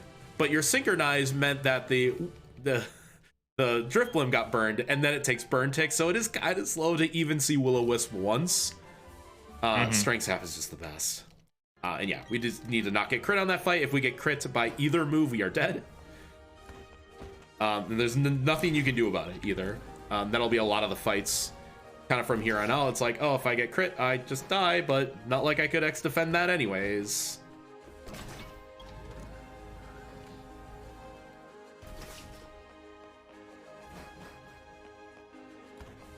Now we get, by far, the easiest berry fight. Or no, I would say this might be second easiest. The previous berry fight is actually pretty easy. This one's... I like the strategy for this one. So I don't... Did we mention the metronome and like how it works and everything? I did pick up the metronome way back in Veilstone and have been using it quite frequently. Yeah, so our current held item is an item called the metronome. Basically, the way that it works is every time you use the same move, like in a row, it will boost the power of that move by 20%. So the first time you use it, it's 100 power, like 100% power. Second time you use the move, it becomes 120%, then 140%, etc. As soon as you switch away from that move, it breaks the chain. So sometimes we're, purposely spamming the same move to build up our metronome power. That's actually in the fighting gym. The Lucario doesn't die unless you get a metronome boost on top of, the X items that you use. Same thing happens in the water gym. The Floatzel doesn't die unless it has the metronome boost. This fight here, the Prinplup is the hardest thing to KO on the fight. And your move does like a little over half to it. But because of the way the AI works and because the Prinplup comes out last, you can literally stack your metronome boost the entire fight and skip an X item because you KO everything else and you've got enough of a metronome boost to KO the Prinplup. It'll end up being an 80% boost. Yeah. And the only way it fails is the Staravia on this fight and the last fight have the Quick Claw item. And if you get Quick Claw, double team, and miss, then you would basically have to Shockwave instead. And the Prinplup is still a pretty good range 13 and with a 16, 60% boost. Yeah. But yeah. So if everything goes right, this is 5 Pokemon. It can be a 5-turn fight. Funny enough, on that last berry fight, the berry 3 fight, I have died to it by getting Quick Claw plucked and crit. Yes, that is possible. It is. It's just so sad. You're just like... Perfect. All right, cool. We won the fight. That's it. Just no Quick Claw proc, no double team, and no miss. And then I just spam Psyshock 5 times and win. Utilizing that metronome boost. And then after that, we won't see metronome until I use it on Dialga, I believe. Yeah. Yeah, that sounds right. Because I think the moment I get Dialga, I just equip the metronome and just leave it there for the rest of the game. And that does come in handy in the Elite Four quite significantly. But now we'll be using the Wise Glasses and the Choice Specs that I picked up earlier. Yeah. Relying on metronome boosts would be kind of inconsistent if the trainers could like randomly send out Pokemon in different orders. But the AI works in such a way that if you have a specific Pokemon out, they will always send out Pokemon in the same order. Because what the AI does is it goes through its entire team. Like when it needs to pick a new Pokemon, it goes through its entire team and says which Pokemon has the highest effective move power. So if somebody has Crunch, for example, against the Kadabra, then that's 160 base power, effective base power, because it's 80 times 2 for type effectiveness. And then if there's ever a tie, so like say 2 Pokemon have Crunch, it'll use whichever one is first on the team, which should match, like if you look at a site like Bulbapedia or Cerebi, or if you have the trainer data, it'll match the order on that. And so because of that, we can predict which Pokemon come out first, second, third, fourth, etc. Prinplup will always come out last on that fight, even though like there's nothing in the game that says Prinplup has to come out last. It's just it will because it has the worst move against us. And And so because of that, we can actually rely on Metronome quite a bit later on. That Steelix is minorly scary. It can Iron Tail us. It can use the Fang moves. Remember Ice Fang has the best relationship in like all of Pokemon? It's amazing, isn't it? Yeah, so Ice Fang, a little off topic, but Ice Fang is a move that has an independent 10% chance to freeze and 10% chance to flinch.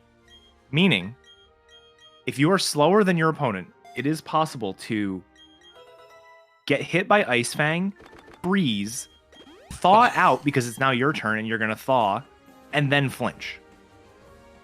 That is relevant in Alpha Sapphire, which is actually the next game. So hopefully it doesn't happen. It's a 1 in 2,000 chance to get that relationship if you are slower. Yep. Freeze, thaw, flinch. It's hilarious. I've seen Pokemon wake up and also get flinched on their wake up turn. Yeah. Pretty funny. So I just ditched Shockwave. We're going to start mixing up our moveset a little bit. I'll keep Grass Knot through this gym for probably pretty obvious reasons. You're seeing a lot of very heavy Pokemon on the screen. Grass Knot will be incredible against them. But we don't need Shockwave anymore. Instead, we're teaching a much more powerful Shadow Ball, which will effectively be our best way to deal with Bronzors. Because Steel type does resist a whole lot. It doesn't resist Ghost anymore, not since Gen, I think, 6. I think 6, yeah. And because the Bronzors are also part Psychic, that is our effective move, instead of using Psychic, which is not very effective. It's four times resisted, in fact. So we'll need Shadow Ball for a large portion of the game, and then when I'm done with this gym, I'll teach Dazzling Gleam, finally. Dazzling Gleam being our doubles move, as well as just Fairy is a good typing for a lot of reasons.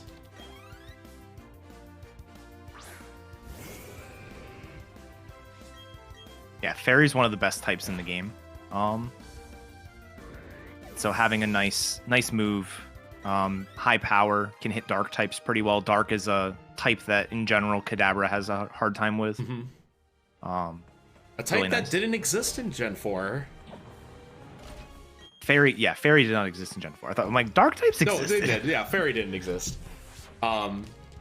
Which is funny because everybody knows that Cynthia leads the Spirit Tomb, which in Gen 4 had no weaknesses.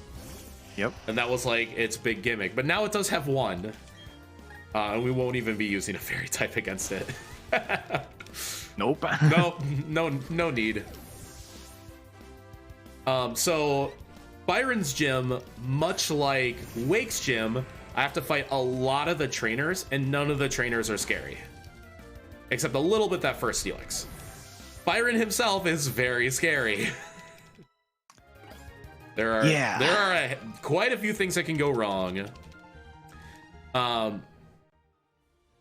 It is kind of funny that he has 2 Pokemon with the ability Sturdy. Is kind of the first big hurdle that we have to cross. Both his Steelix and Bastiodon have Sturdy, which is a move where if you were just to kill him from full health, it would survive on 1. It would endure the hit, kind of like a Focus Sash. We deal with that by setting up, what was it, Stealth Rock. Mm-hmm. So that's how we deal with that, and that's why I taught Stealth Rock a long time ago to Monferno. So I'm actually going to lead Monferno against his Bronzor because it's also weak to fire, but it is going to be a 2-shot if I get Blaze. And then from there, it's don't get crits. Yep. So I've got a... Yeah, you... The other thing is you really want to have the choice specs on the Kadabra at this point. And like T-Pat mentioned, if you're using Shadow Ball against the Bronzor, then you aren't using your best move against everything else. And you really want to use Grass Knot against both Bastiodon and Steelix. And then there was a strategy, it's still probably faster, like everything goes perfectly, where you would actually KO the Bronzor using Shadow Ball, and then you'd still have the switch battle style on from Wake. Switch to Monferno to break Steelix's Sturdy, die, KO the Steelix, and then you'd basically set up multiple turns on the Bastiodon. The main problem with that is Bastiodon's primary move is Stone Edge, and Stone Edge is a high crit rate move. So, and even if it doesn't use Stone Edge, it's going to start using Flash Cannon, which has the ability to lower your special defense, and so it's just not 25, give me 25, give me great. 25. Nope. Okay, so the Bronzor also has a move called Trick Room. Yep. And Confuse Ray and Sandstorm. As I just learned, I've never seen him go for Confuse Ray before. So we use Taunt again to prevent Trick Room. Otherwise, we would just be slower than everything on the fight. He has very slow Pokemon. The Bronzor, if I don't get Blaze, is an extremely unfavorable two-shot. So that's why you saw me reset up Taunt to prevent him from trying to do Trick Room or Confuse Ray or Sandstorm or all the things that would be really bad for the fight. I did not get my Blaze hit, so I used Mach Punch just to prevent him from healing, because if he gets down to like red HP, he'll heal, and then you have to like start all over again, and it's just really lame. So we've done the hard work, we set up our Stealth Rock, now we don't worry about Sturdy, and the only thing that you have to think about is that the Bastiodon does have a Citrus Berry, so if we knock it down to just a little under half HP, it'll get a quarter of its health back, and we don't want that. So we're, instead of two-shotting with Grass Knot, we're still gonna set up an X special attack to just do outright double damage. Otherwise, he won't die with that. And he used Iron Defense anyways, instead of attempting to attack me, so we have easily won the fight. That went about as good as it can. The best thing you can do is that if you're Monferno, I didn't heal to full, I just used like a Revive and a Potion. I'm just kind of hoping he uses Flash Cannon and knocks me into Blaze, and then I save myself 2 turns. Didn't happen, but that's honestly pretty standard. Yeah. And something else that's kind of a funny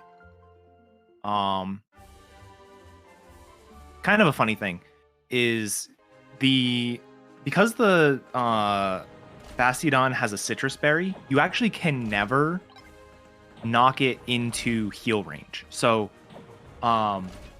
if you were to, like, let's say that one shot there was a range, it is actually a range if it's at full health, but because we do a little bit of damage from the Stealth Rock, it ends up not being a range.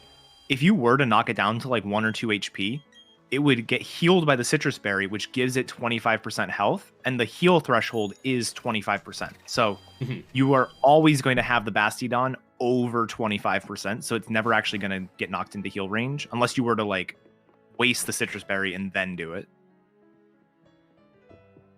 Just a fun little mechanic. Yeah. But yeah, that's easily a fight. Yeah, Stone Edge is, so what, 1 in 8 to crit? If it chooses it? Yes, 1 in 8. Just like, yep, please don't crit me. So it falls in both type 1 and type 2. You can just get crit and die, and it's dangerous, or you could just lose a boatload of time because the Monferno is having a hard time like KOing it, or you accidentally hit it into heal range, you low roll one of your flamethrowers. That's a really big reason why we don't want minus special attack, because then it becomes like a 3-shot range instead of just a 2-shot. It can go so poorly. So I'm really glad I'm actually more happy that I'm minus attack than minus special attack. Minus special attack is by far worse for Chimchar. That plus all of the Ember ranges that are insanely annoying. So here's kind of an interesting thing. We're taking a little detour to gain more experience. And I think you said you were following the Ringo route to kind of develop this. Yeah. Oh yeah. I have to, yeah. So something we realized is not possible in Platinum. It is possible in the original Diamond Pearl apparently, but a lot of people didn't realize it. Is you at this point in the game you're supposed to go to all 3 of the lakes, And the game really wants you to go to the 2 southern lakes first, and then make your way up to Snow Point to fight Candace, and then do the 3rd lake. But you can go up to Snow Point without doing any of the other 2 lakes. And so we head up here. There are 2 mandatory battles that you have to do, and a few rare candies along the way, one of which T-Pat's going to right now. It's a little bit out of the way, but not bad. And this extra experience plus the 3 rare candies is going to give us a much easier time on one of the southern lake fights, the one that's Lake Verity. With Mars. With Mars. So it's a little bit different. The other thing we're going to be doing while we're here is picking up another calcium. We've already used 3 calciums, but a 4th calcium also makes that range on Mars a bit better. And yeah, so it ends up being probably maybe not that much faster. It's like a couple turns faster. But it also feels a lot cleaner because the Mars fight, if you have to use like an X special on it, what ends up happening is the Golbat lead will use U-turn, which is both super effective and a pretty slow move for it to use because it switches out, and it's a whole thing. So I took that spinner a little extra safe. I didn't want to burn any extra. Oh, by the way, I just saw that spinner do the funny, like a quick spin. a full 360. Yep. He just did a full woo. I don't want to waste any extra steps. My step timing's a little tight for Candace specifically. It's not a glitch. It is it's just a fun little abusing the repel mechanics of the game. So I am tracking my steps right now. I am odd 7, if that means anything to you, Etiquette. Means something to me.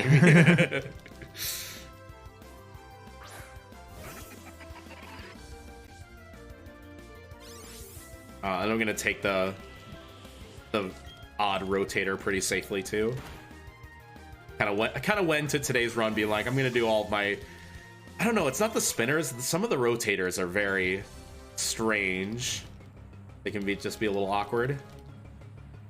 If you remember the guy who's trudging through the deep snow at the kind of top end of this route, kind of walks up and down and then looks in every direction. What makes his cycle weird is that I had to wait for a spinner at the bottom of the route, but he's already loaded in, so he'll be at a pretty random place by the time I get there. So it's not something where his cycle is consistent, because it depends on how long I'm waiting for the spinner.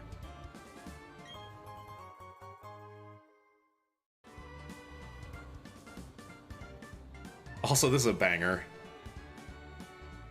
Oh yeah. A lot of the music in this game is really good. It's a shame we have to turn it off. Yeah, no kidding. Shoutouts to May. Classic May. Classic May. So it's this guy is a little funky. I'm gonna wait.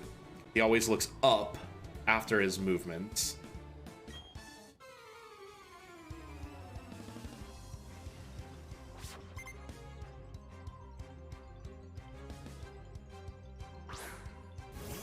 And he has actually pretty good vision. I think he can see all the way up and down his route. Little path.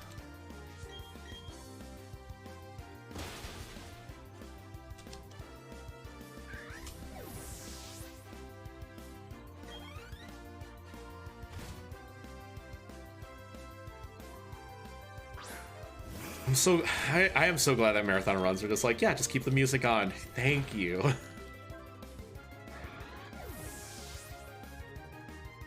Listen, Team Starbases though. Whew. Oh, the music there, yeah. The music there is so good. Yeah, how is Scarlet Violet treating you? Good, good. There are a ton of routes that are all being worked on. There's 4 main routes right now. They all use different Pokemon, and they all are currently within like 9 minutes of each other at the top end. So I believe those are Lucario, Hawlucha, Zangoose, and Flamigo. Yes. Currently, Hawlucha has the fastest time with a 5:41. Very long game. 541. Flamigo has a 545. Zangoose has a 548. And the Lucario route is literally like 3 seconds behind the Zangoose one right now. I love that movement when you do it good. This movement is very hard. I just dismount the bike. There's just no way. A lot of these guys only have one tile vision, except for this spinner, who is usually pretty mean to me all the time. Well, didn't cost me any time though. Just one of those guys that I like to play a little safer. If I'm not mistaken, I think my Brilliant Diamond PB hits that spinner. Yeah, it's a weird one. I like to just bonk and line myself up on the tile in that corner before, and then I just D-pad walk and take it nice and slow until he decides to spin. Question from chat: is it hard to learn a new route after grinding a different one? Ooh. Not for Pokemon. It's really there's kind of like two parts to every game. There's movement, knowing where to go, knowing where shops are, knowing things like menu tricks, stuff like that can really transition from route to route. And then the fight part of things, which is like what specifically are you doing, which fights are dangerous, what are backup strategies, things like that. It's not as hard, it's not as hard as you think, because your general knowledge of the game really does hard carry, and then you're only like, and then that allows you to focus on the things you need to focus on, like what's my move order. You know, is Surf in a different position than I'm used to? You're allowed to just focus on those things with just more of your brain power. Yeah, where things do get kind of tricky is Ooh, can I say one thing real quickly? Okay, go for it. The date I chose is 6/9, and not just because that's the haha funny date. It is a low encounter date, and it is also my mom's birthday, so I must say happy birthday to my mom in this run. You need the free heal. Continue. But yeah, movement more or less stays unchanged. Usually, like, things that'll change movement-wise are going to be like, oh, I have to get this item on this route, but not on another one, or vice versa. So you might need to know where certain items are. But yeah, the hard part, I think, is a lot of times in games, especially since Generation 5. Generation 5 is the last generation that has RNG manipulation. A lot of what makes a run difficult is the like plethora of different strategies you may have to know for any given fight, based on your stats. Like, in this game, it's not too bad because the Kadabra has fixed stats. You're always going to have the same Kadabra every single run. But the Chimchar is different every run. And so you have, on some fights, you're doing different things. You're taking a different amount of damage. And so that's where you're typically going to be like, glued to your route, making sure that you're not missing anything or forgetting anything. And I can say that like personally, that was the most difficult part of me learning Shield. Is that like most people do the Candy Floss route, which is a route I've done. It's the same stats every single time. It's very consistent, and you're just carrying over a lot of your movement. And then I have to focus on both Arcanine and Excadrill. They're different Pokemon every single time, and there are a large variety of different damage calcs and ranges and strategies, just depending on what stats or what abilities you have. So I definitely was like, oh, I gotta focus on this a lot. But because I didn't have to worry about the movements of the game, like, just can allocate all of my consciousness to, okay, do I have Sand Rush or Sand Force? And what's my speed and what's my attack? And you just powering through that part. That's actually something that is still kind of present in Scarlet and Violet. But one of the nice things about Scarlet and Violet is there are way more accessible items. One of them is called mints. So you can change the nature of your Pokemon by using a mint. There are some mints that are just on the ground. Hasty is one that's like directly in your path. So almost every route will at least consider using hasty if it doesn't actually use it. And so you can change your nature, and if you can't find one that you want on the ground, you can just buy one. And they also have bottle caps on the ground, and bottle caps are an item that you can use to boost your IV. Previously to Generation 9, you could only do that to Pokemon that were level 100, but in Gen 9 they changed it to level 50, so you can actually use these bottle caps in the confines of a speedrun, which is really, really cool. You can guarantee like 31 best IV that's possible. Cool. That's so cool. Yeah. I just used 3 rare candies and a calcium, and it makes this fight hopefully a 3-turn fight. The Perugly is a 15 and 16 range, and the Bronzor is a 14 and 16. But we now outspeed Perugly by a single point. Yep. All of that is to outspeed this Perugly, so you don't need to use an X speed.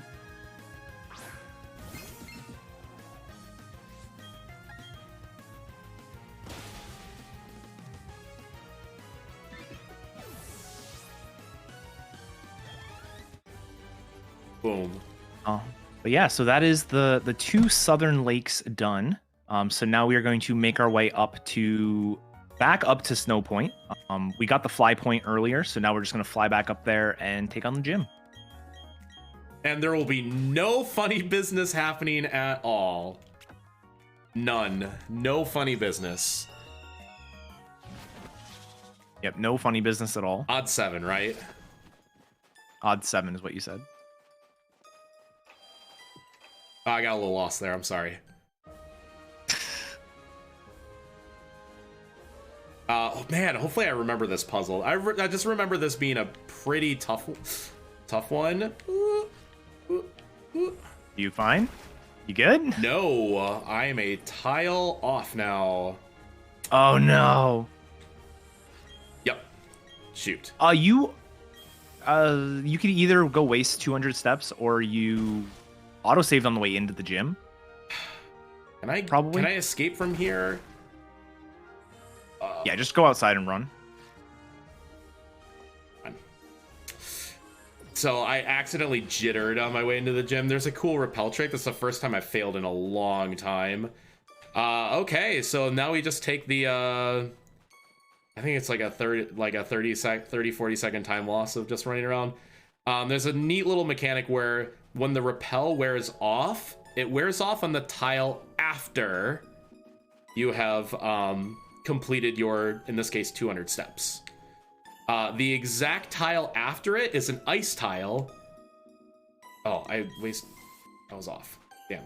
Okay, I have to use another one. You can explain it better than I can. Yeah, when the tile that the repel wears off is an ice tile, it will literally stop you from moving to tell you that your repel has worn out. And it doesn't continue you sliding.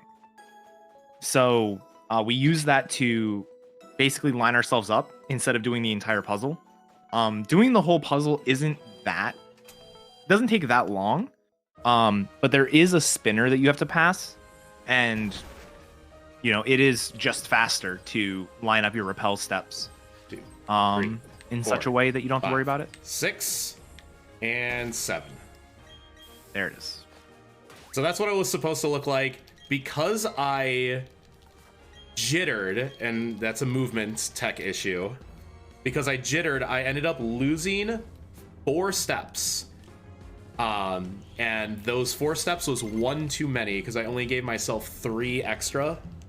It takes exactly 7 steps from when you enter the gym to get to that tile where the repel wears off. And I entered with 10, which is usually safe. And I lost 4 steps, so I was 1 off, and that was a bummer. And then I was running outside and accidentally had to use an extra one. Yeah. I don't even know how to do the gym puzzle normally, and even with the notes of the pattern and the path that you need to take, I still can't do it. And that is why I was just like, just show me how to do the trick. I'd have to look it up again. I don't remember how to do it. I literally have it in my notes, and the last 3 times I have still messed it up with them in my notes. So That Sneasel outspeeds us, but still likes to use Avalanche, which is a low priority move. I'm not sure why the AI does or doesn't want to just outspeed us and kill us. I don't know. It's a very strange, yeah. The AI in this game, there's something off about it. It's hard to pinpoint exactly what it is. First try. We'll just say first try. Perfect. Perfect.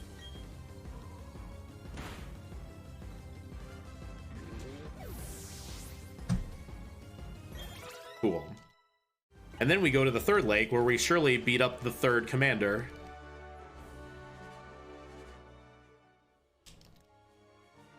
Yeah, because we beat Saturn at Valor and Mars at Verity. So yep. Jupiter is hanging out in Lake Acuity, but since we did the gym, Barry is there, and Barry's gonna take care of Jupiter for us. Yeah, and it would be more efficient movement wise to pop by Lake Acuity early, but there's these galactic grunts blocking it, so you can't actually get in there. So you have to do this little backtracking section. And unfortunately, Barry lost. Yep. So because of that, I mean, the rule of Pokemon, if you lose, you have to stop doing bad things. But since Barry lost, then they're still doing bad things. Also, classic Pokemon. After our 7th gym badge, now we're doing the plot of the game. Definitely doesn't do that in Sword and Shield or anything. Nope. Game. Okay, yep, I'll just run right around him. You can, by the way, be pushed exactly onto the item ball. It is, yep. I hate it. This is like, why? Why do they even give you the option? This door is funny. You need the key to do it. It doesn't work, but it is loose, and we just pry it open anyways. And the key breaks inside it. So, like, the key was 100% useless. So here I'm trying to make him spin. Now I'm going to be patient. So you spin back, and then I run. So that his next spin is to the left. Also, huge banger. Love the glide. It's just, oh, the key's stuck in the warehouse keys. It's like, oh, okay. Yeah. The other security doors are a little bit more sturdy. Just a little, though.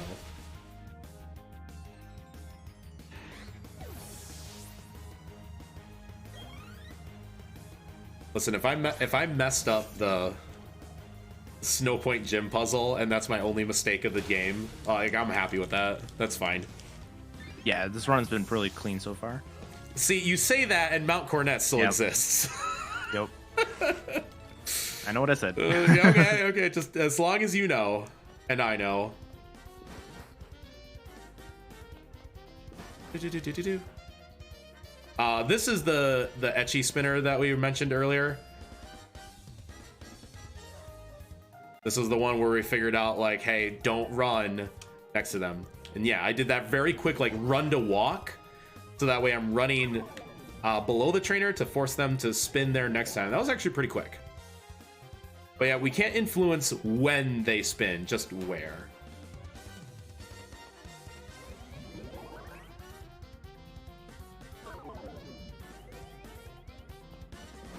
And then shout out to this trainer. This trainer was not a mandatory trainer in Generation 4. You could walk over the little steps, or not the steps, the seats on the bottom row. But in this game, those seats are solid, and you have to fight the trainer. I think it's one of two. Not like it's a dangerous fight. It's just it's one of two trainers that are mandatory versus the old game. The other one's the one in Victory Road. Yeah, because their vision is one tile farther. So now it's mandatory, and before you could just kind of like nuzzle behind him. It's the guy with the Staraptor, I think. Yes. Yep. Staraptor, Hippowdon, if I'm not mistaken, is what that fight is. So this guy with the 2 Kadabras and then a trainer in Victoria Road are 2 added trainers just because of either those solid seats or their vision changed a little bit. Yeah, and there's actually still the same number of mandatory trainers, but in the next room or the next area we go to when we go into the Galactic HQ, there's two trainers next to each other that you can fight as a double battle, but one of them is a spinner. So we fight it as a single battle. Just one single. And avoid. Yeah, we fight it as one single and avoid the spinner. In Generation 4, what you can do is fight the spinner intentionally and have the spinner walk up to you. So that way you can walk where the spinner used to be and skip the other trainer. But that other trainer's vision is now longer. It's this right here. So this first person is a spinner. In Gen 4, you can walk up and yeah, the other guy's vision doesn't go. He actually can't see his partner. Yeah, he doesn't go all the way to the wall, but in this game it does. So I had to be very careful there. There's a very weird relationship where, again, I ran above the spinner so that his next spin will be up. If he would have spun immediately, I would just walk straight down into this guy's vision, proc the explanation point, have him walk over to me, so that way I can guarantee that the spinner won't spin back in time. If not, I just casually walk all the way up to him and then talk to him, and I'm still gonna walk kind of away, because if I run at any point, the spinner is gonna continue to look left or right. There we go. Perfect.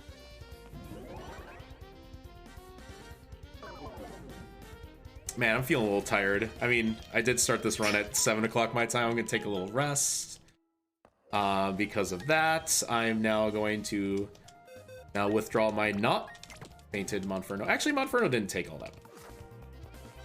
I don't know about you, but my computers have full restores in them, so I'm just gonna go just take that one out of the hard drive.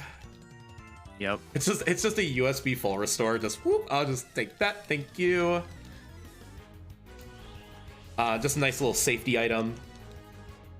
In record attempts, if you're playing Shining Pearl, you actually really don't want to pick up that item. It really messes up your menu. Brilliant Diamond, it does not matter nearly as much.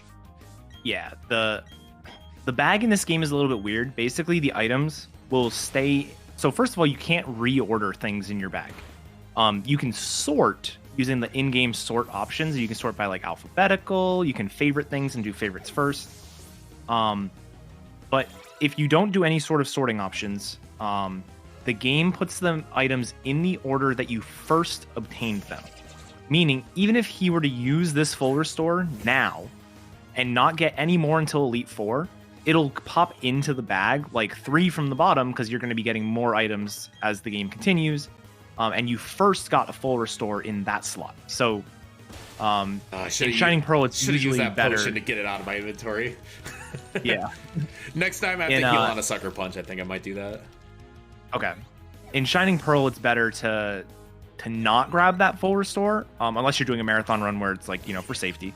But it's better to wait, because you buy full restores in the Elite 4, and the full restores will be like at the bottom of your bag, easily accessible. That was not super optimal, but I just mentioned I wanted to get rid of that potion in my inventory so that the super potions are the first thing. I will have to do one little extra heal, but that was actually a pretty safe spot for me to burn that inventory spot since I only had one left. Yeah, so one of the biggest examples is if I run out of super potions and then that inventory slot is gone, the next time I buy super potions, it would still go to like effectively the top of my inventory.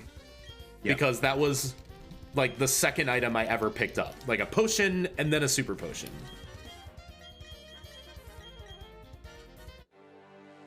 It's not as bad in Diamond, in Brilliant Diamond for that full restore to be near the end of the inventory, because the only item that I pick up after that is a max elixir, and I use it almost immediately. So the full restores still stay at the bottom of the inventory. Yeah. we use the same number of PP items, but we use them in different orders in Shining Pearl versus Brilliant Diamond. So that max elixir basically remains until almost the end of the Elite Four. And if I remember correctly, that is because you have to restore both Surf and Dragon Pulse PP. Yep. And Brilliant Diamond, we're only worried about Dragon Pulse. Yeah, so here's the first Cyrus fight. Very much a pushover compared to the second one. Yeah, and I won the speed tie against the Sneasel. Yeah, I was gonna say the only thing that can go wrong is the Sneasel can speed tie you. If you lose the speed tie, you usually get like Icy Wind, which does almost nothing. And in this case, really doesn't matter because I'm not even full health anyway, so I'm gonna have to heal at the as I exit. Yep. Otherwise, you typically don't. He gives us a Master Ball here, by the way, which is actually it's really nice of him. Thanks, Cyrus. Might want to use that later. Yeah, thanks. Yeah, all those Pokemon are going to be much bigger and much scarier. He also, I mean, it's the same Pokemon, but I guess he didn't want to use his Magikarp against us. I don't know why. I mean, he had all unevolved Pokemon. Golbat, Murkrow, and Sneasel. And Yep. I just assume he probably has a Magikarp. And the next time we'll see them all evolved. Yep. And they will be much scarier. Because we are not evolving. I mean, unless anyone wants to touch trade real fast. That was a joke. Yeah.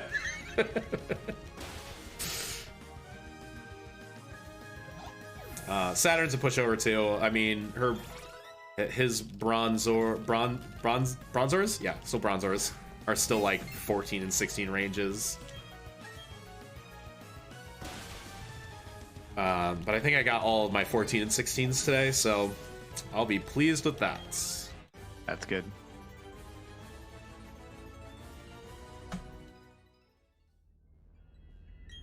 Cool. We have helped out all of the legendary Pokemon.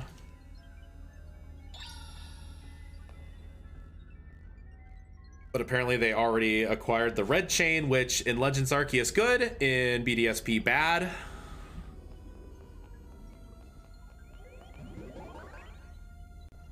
Legends Arceus, my beloved. I'll be running that next week for the PSR Diversity Marathon.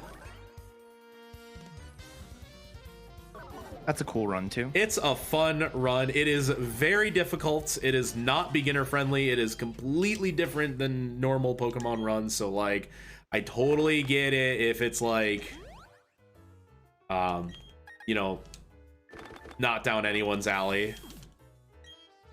I just think it's fun. So it has a very high skill entry and a very high skill ceiling at the same time. Oh, I went into the low gear accidentally. You have to high gear up those little ramps. Oh, he just turned. What a jerk.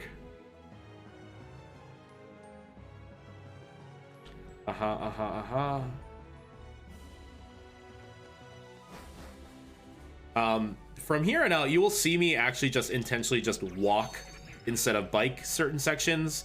That's just for comfort.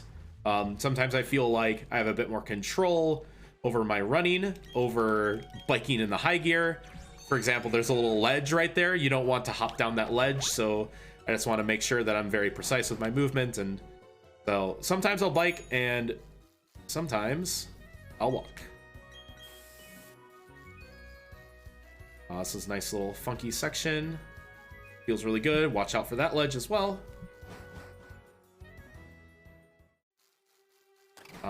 There is a spinner and a rotator in this room. That's a little tricky, but I use that the movement trick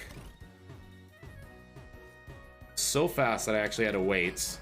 There is a way to pass that guy if you line up on that rock, but I haven't ever practiced it, so I just do it the safe way. And then the music gets really good.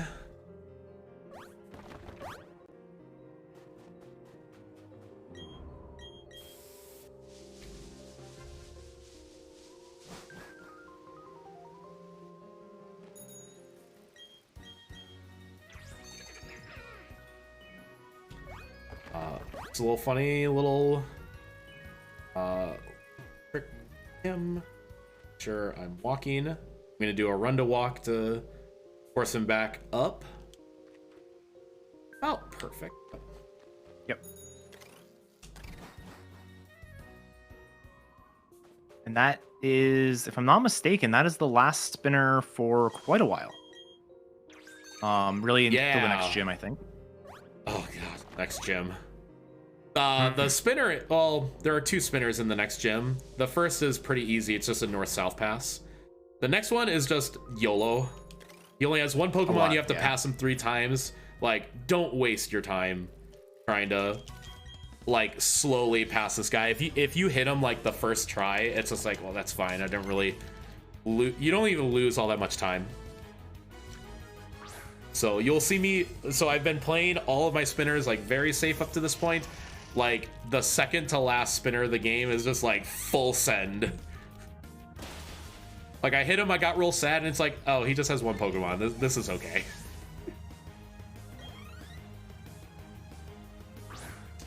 As we climb up to Mount Cornet, my favorites.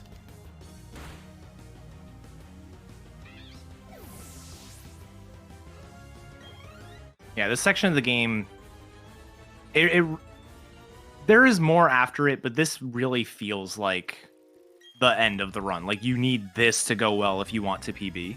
Oh yeah. And it all really comes down to 2 fights.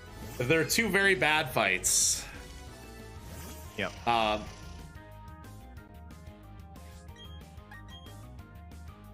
If you had to categorize it, the Cyrus fight is just a you crit, you're dead. Yep. You get crit, you die. The fight before it is the Mars Jupiter double fight. That is both. You can get crit and die, and you can lose a huge amount of time depending on how the fight goes. It's probably one of the more difficult fights in like all of Pokemon speedrunning. It is both like complicated, but like there's a huge like adapting mentality to the fight. Like my notes literally are just like X defend, X special attack, adapt. Yeah. You have to play it by ear. Yeah, it's kind of like, it's one of those things that you kind of have to like feel what the best choice is at any given time on that fight. Like, I feel like the Munchlax is going to do this, so I'm going to do this instead. Like, it's very, very difficult to actually write down what to do in every single scenario. Yeah, and the problem is it's Barry. Like, Barry is a loose cannon. And if Barry just wants to do his own thing, he can really make your life more difficult. Like, ideally, he's just attacking either the left or the right side of the battle and is just, like, lasered in. But when he starts, like, bouncing back and forth and there's, like, half damage and all of a sudden the Perugly and the Skuntank are on the field at the same time, you're just like, oh, please. Please, why?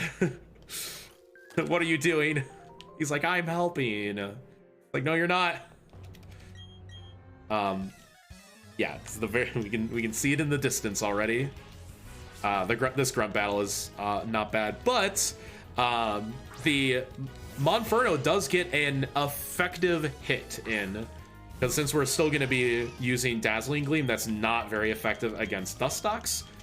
So we still spam Flamethrower to get an effective kill on the Dustox from Monferno. Just a fantastic assist partner for Kadabra through the run. Yeah, and it's, I don't know if you just said it, but it's also because we're using Wise Glasses on the Kadabra, we have the choice specs on the Monferno, which powers it up even more. Without the choice specs, I don't think you one-shot. I believe that's right.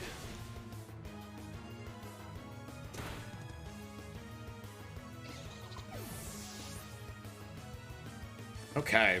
All right. We are here, everyone. My blood pressure is a little high. It's still. Yeah. These are 2 fights back to back. No menuing in between. You do get a free heal, but there's no menuing that happens. And they are some of the worst fights. Also, don't fret, everybody. I do get a chance to heal and save after this cutscene. But yeah, what makes Cyrus real bad in a marathon run is that if you die to Cyrus, you have to do Mars and Jupiter again. And that is for both if you just reload your save, you're like, oh, okay, I'm back here. Or if you just outright take the L and you climb Mount Coronet again, you do have to fight Mars and Jupiter again, even though you have still beaten them. Like, the flag for them being cleared is together.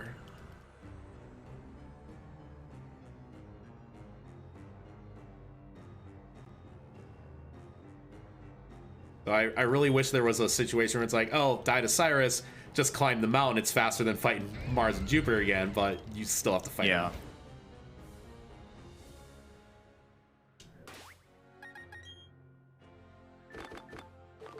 Still going to use my energy roots. I do want my friendship not too high.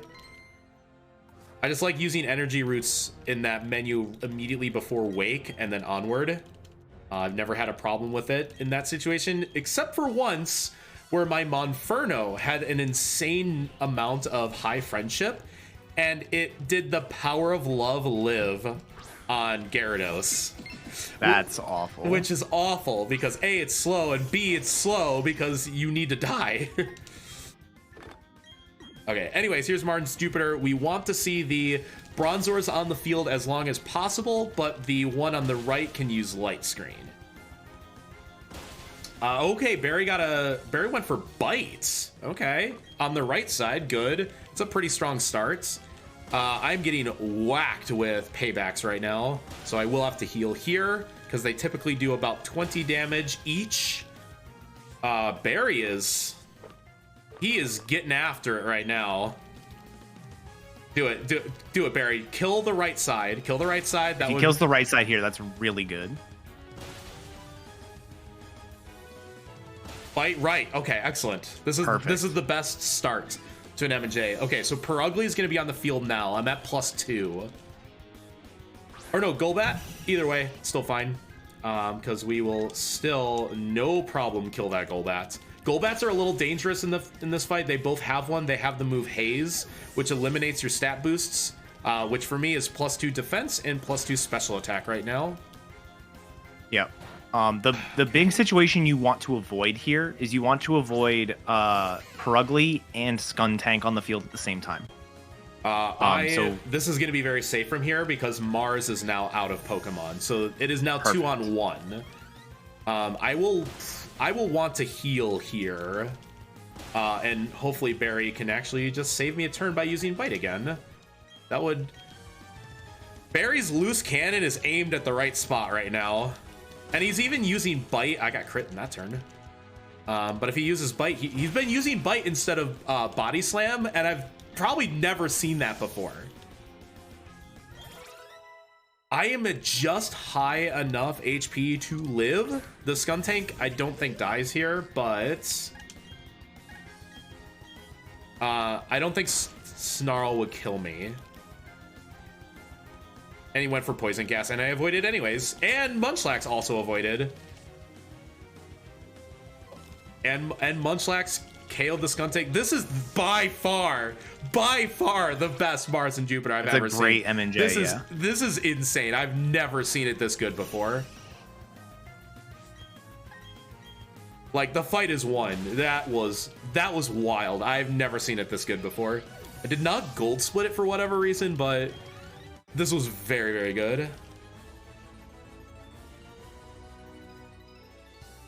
Probably just had tighter movement on Route 207 or whatever. Like, Barry got 2 KOs on that fight. On turns where I just healed. For as great as that was, we still need to win Cyrus, though. Yes. So so we're not out of the woods. So the Cyrus fight here, you do get a free heal before it. So it doesn't matter what health you left the fight at, you are good to go. So there are a number of things here that are relevant. So the first thing is typical Pokemon speedrun fight. What you do is you set up on the first Pokemon and then you sweep the rest. And if the first Pokemon does a lot of damage, you either try to KO it or you try to set up like an X defense maybe. That's not possible here because this Honchkrow has an ability that increases critical hit chance, high crit rate moves, and has an item that increases critical hit chance. And so all three of those combined make it 100% chance to critical hit you. And critical hits go through stat changes. So if you use the next defense to double your defense, it doesn't matter. It gets ignored because of the critical hit. So we got to get rid of the Honchkrow. Next comes out Gyarados, and Gyarados just does far too much damage to us to even attempt to like X defend and try to heal or something. Every single Gyarados in this run is scary. Yeah. So the strategy is quite literally use Psychic or Psyshock to deal about half damage and die. Bring in Monferno to use that revival herb we bought way back like the first hour of the run, which is a max revive. And then Monferno will die, and then the Kadabra can finish off the Gyarados, and we can sort of deal with the rest of the fight. Which is still not free by any chance, like by any stretch, but it's at least a lot better than crit. And Cyrus sometimes will just play by his own rules. My last run, he withdrew his Gyarados on the Monferno, which was just like, oh, this is weird because it's slow and also makes the battle a little bit more risky as well. This is the most important item usage of the game. We need to make sure that I do not miss menu, because like trying to use a berry on a Pokemon that doesn't need it, you will still lose your turn. So if I would try to max revive Monferno, I would just outright lose my turn, die, and the game is over. So I'm usually excessively cautious using that revival herb. You do not want any dropped inputs. You need to be perfect. So far so good. We're gonna just try to kill this Crobat. It might U-turn, but if we get Tailwind and it's already faster than us, then it will die, and that is great. We are not going to bother being faster than any of his Pokemon, which is a little weird to think about. What's bad about U-turn sometimes is that the Weavile comes out and doesn't take damage from Psyshock. So here I do need to set up to +2. I don't need to X defend yet. He will use Fling. I will use my X defend now because he's gonna use Dig. So even if I tried to kill him, he would dig first, and I would miss. But now he's gonna hit me, and I'll hit him when he comes up, so long as he doesn't crit me, and he didn't. And I won the fight. This is the standard fight for Cyrus. You want to see it go exactly like this. This is perfect. It can go a handful of other ways, but we want that one. And now I know I'm not going to go overestimate. Yeah, because if you die to Cyrus, you effectively take like a 7-minute penalty to have to redo both Mars and Jupiter and Cyrus. And you really hope you don't lose twice in a row. Yeah. The other weird thing that I don't think I've ever seen, but I know has happened to people, is the Gyarados can switch out. Happened to me. Very last run it happened. Well, no, the Gyarados can switch out not like before the before it deals damage to Kadabra. Weird. I've never seen that. Yeah, that's another one that's super strange.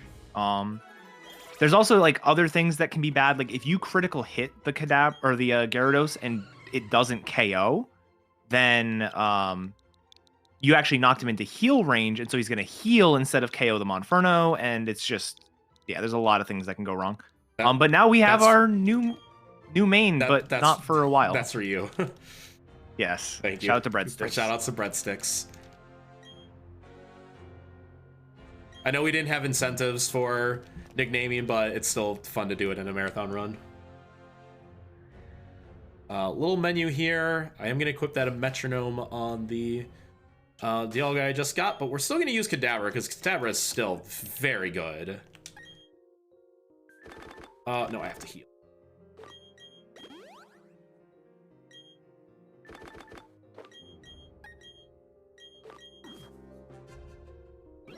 Fun thing that's going to come up with the Dialga is that the Kadabra's ability is called Synchronize. We actually saw it in action in this run, because what Synchronize does is that in battle, if you are statused, it will mirror the status back at the opponent. And it happened when I got burned. I basically burned the Drifloon back. It's not really useful for us. In fact, it's actually quite slow when that happens. But against wild Pokemon, all wild Pokemon will now mirror the nature of my Kadabra, which in this case is a quiet nature. So now the Dialga is also plus special attack minus speed. And the plus special attack's actually really good.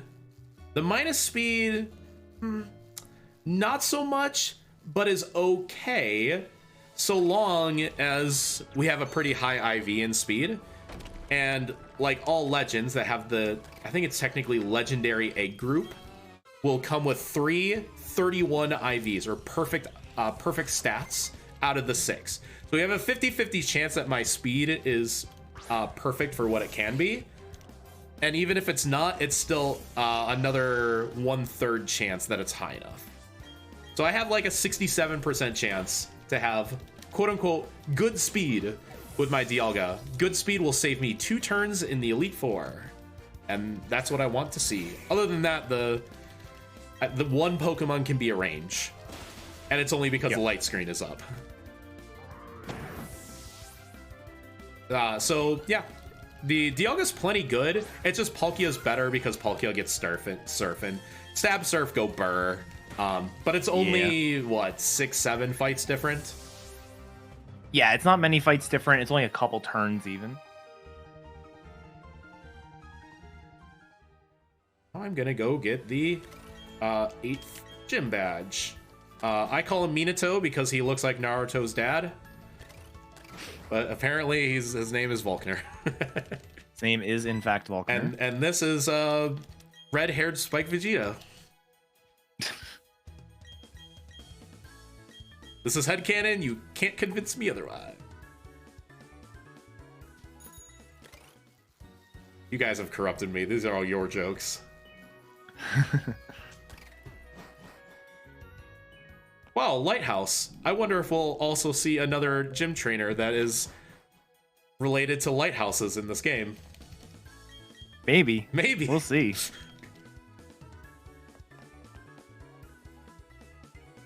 Yeah, so Dialga like could handle this gym just fine, and if you use the Scyther route, you actually have to, because this is where Scyther really starts to like fall off. It's like, oh, electric bad, but Dialga's fine. But we don't want to use Dialga because of its ability is pressure, and pressure procs at the beginning of every fight, and it's just slow. It's just like, oh, Dialga is exerting pressure. It's like, okay, cool. Doesn't matter, but thanks for slowing me down. So we do want to avoid using Dialga because of that ability, and just, yeah, Kadabra can still like one-shot most things, even through Victory Road, without any setup. And Kadabra can handle this gym just fine.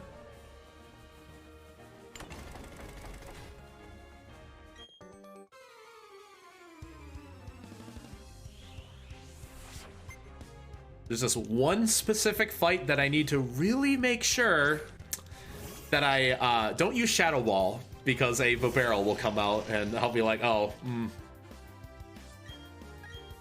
it would not be good. It would not. And it doesn't come out first, so that's the tricky part.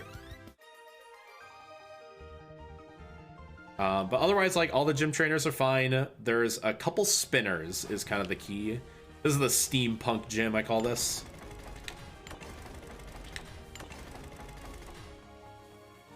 Pretty cool puzzle, though. I like this for a gym puzzle.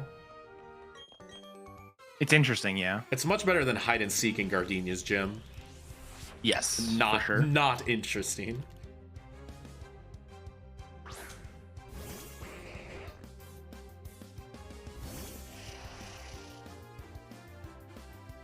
The electric gym with Mr. Mime, yes, indeed.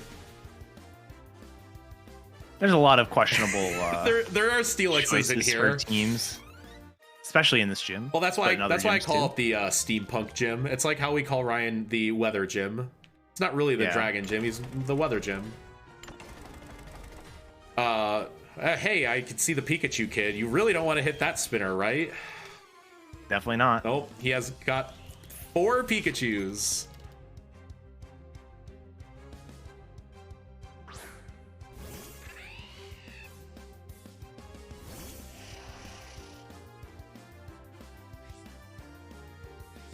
I am really glad that that spinner does not look left or right.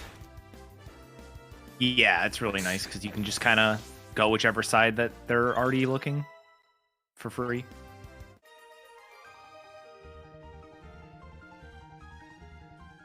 All right, to not hit this spinner, I'm gonna kind of run. Okay, that's a little rough. I'm just gonna wait. Actually, you know something? If they did look left and right, you could run on the right and then walk above or below them, whichever way they're not already looking, and it would be safe.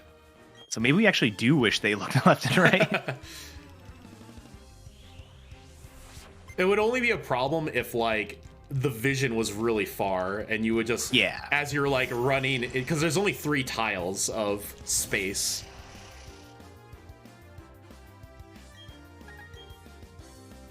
Yeah, and then there was that other trainer that I just kind of walked by. It's just full send for this guy, especially that first time. If he hits me right away, so be it. He has got 1 Pokemon, and then I don't have to pass him the next 2 times. It's a spinner you have to pass 3 total times, and it's really annoying.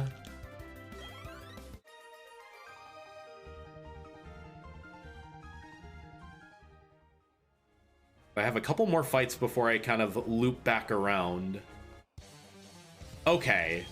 That's the second time I've seen a trainer explanation point me, and I'm like, there's no way. Yeah. I was really far left. I disagree with that vision box. By the way, this is the fight that I definitely have to use Dazzling Gleam. Because he'll send out the barrel, and I don't want to be using Shadow Ball.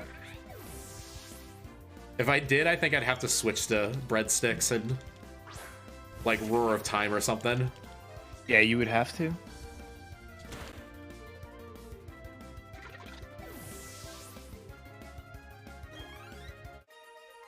Dude, I want to go to Olive Garden now.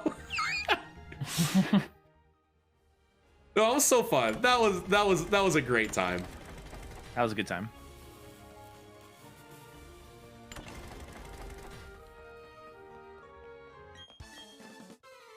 I do have another calc question for you, Etiquette. Sure. Fury was saying that on Volkner himself, that he just straight up goes for Psychic turn 1, and then X speeds when the Raichu comes back out. Yes.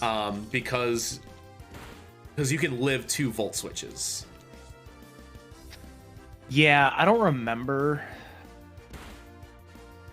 Well, if he's Volt switching again, then that's twice that Volkner is switching out, and I just don't remember if that's Right. fast. You would save a turn, but it's Yeah, you'd too save a turn, but it'd be 2 extra animations. Yeah.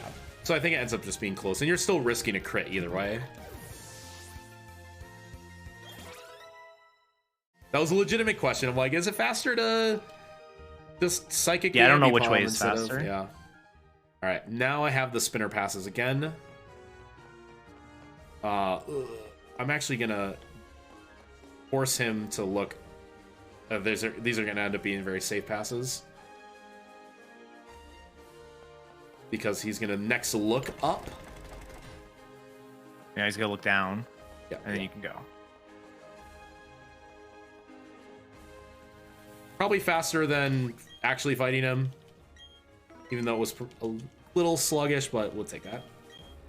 I did dodge.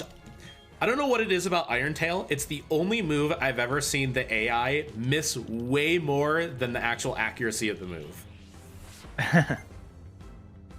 And that goes for both like Oras and everything. Just I see Iron Tail, I'm like, you ain't hitting that move, bud. We X speed turn 1. You get Volt Switch. Funny thing about Volkner is that we don't have to set up any X special attacks. We can just kill all of his Pokemon naturally. But the Ambipom will use Fake Out, and it does a lot of damage. Yeah, Technician boosted Fake Out with Stab. It's just... Yep. Does so much. Does about 80 damage.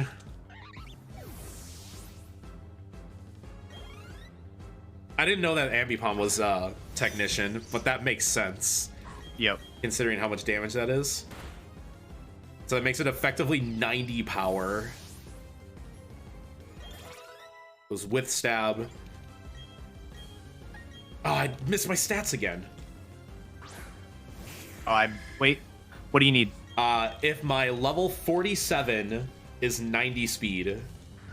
It is 95 speed. Ooh, okay. So I'm oh wait, no, it's 93 speed at 47. Okay, that's max speed. So that's 31. All right. So I don't IV track for Dialga, but I know that specific threshold is that if it goes 90 to 91, then I have the 20 IV in speed, and that is high enough to skip the 2 turns. If I'm 89 to 90, I'm 18 or 19, which is different. Like 19 is you lose 1 turn, and 18 is you lose 2. But I usually I'm just like, I don't want to track it, so I'll just use them in both. Yeah. So I just look for 90 is that first number.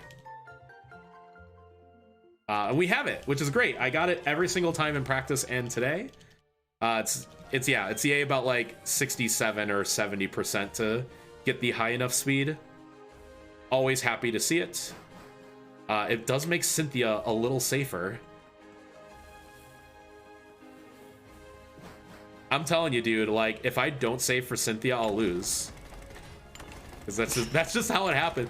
Oh, one of my practices, she never used Sucker Punch against me without a defense drop either. Yeah, that's wild. That should not happen. It's just the craziest thing. I can't explain it. My Cynthias are pretty bad. Oh, hey, here's another Lighthouse trainer. It's Jasmine. Jasmine gives you the Waterfall HM and TMs, and this is where May learned that if you turn the music off, it's really fast. Oh.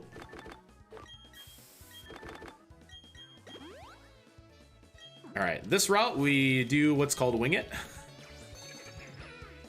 I don't exactly know the optimal way around this route. We just wing it. Same.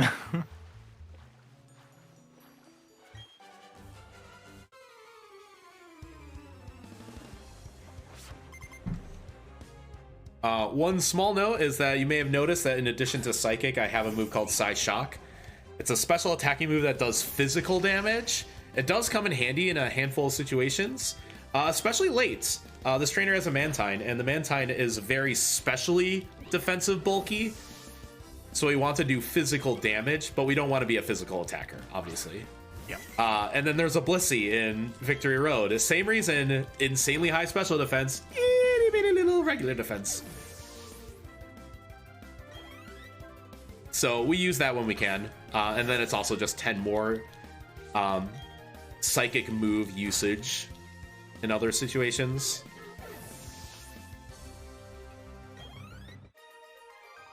Yeah, because our move usage gets a little tight here again, a little bit. I have 1 extra Psyshock. Good enough for me. Yeah, and that 1 extra Psyshock, so if you have one of those really awkward fights on Cyrus, that will use the extra Psyshock you have. So like the PP is routed in such a way that like even for the weird case, like it's counted for, but nothing past that.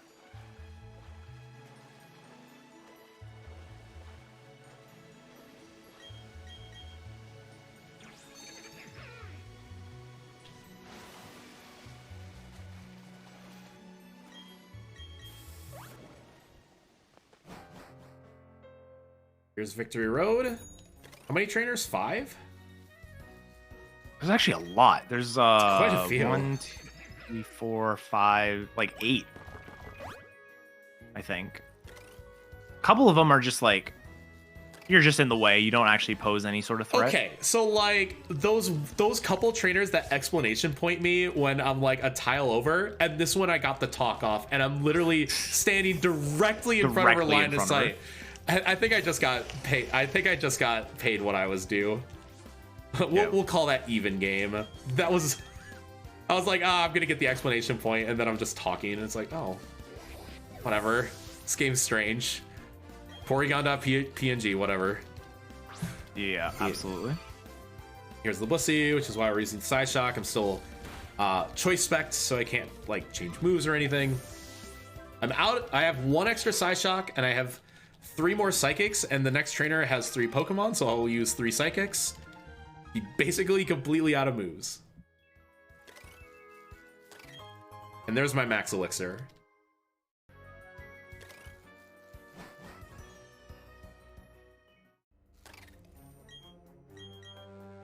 This is a room I like to walk just because there's so many like tight quarters, single tile gaps. Just feels, I feel like I just be more accurate just walking. There's also this weird thing with like strength boulders where if you're on the bike, you can kind of get stuck in places that don't make any sense. Oh yeah, I haven't gotten stuck in a 1 tile gap yet. There are some moments where like if you're wedged weirdly in like a corner, you can just rotate the analog stick 360 degrees and you'll feel like you're just stuck. Like it won't let you through a tile gap. It's weird. So you usually have to like back up and like try again.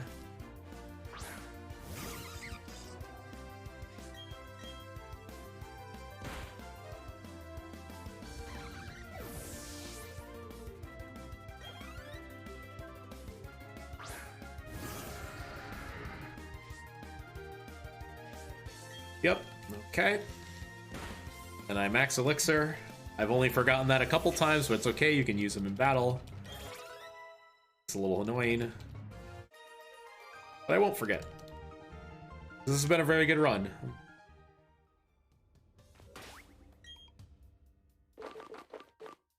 Oh, D-pad moment.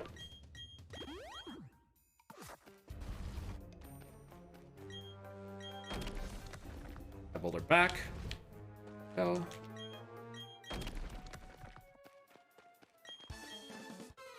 Yeah, I just feel way more comfortable just walking that section. Plus, you don't have the weird acceleration, the slow acceleration on the bike for every time you like bonk into something or stop or push a boulder. It's I feel it comes out pretty good.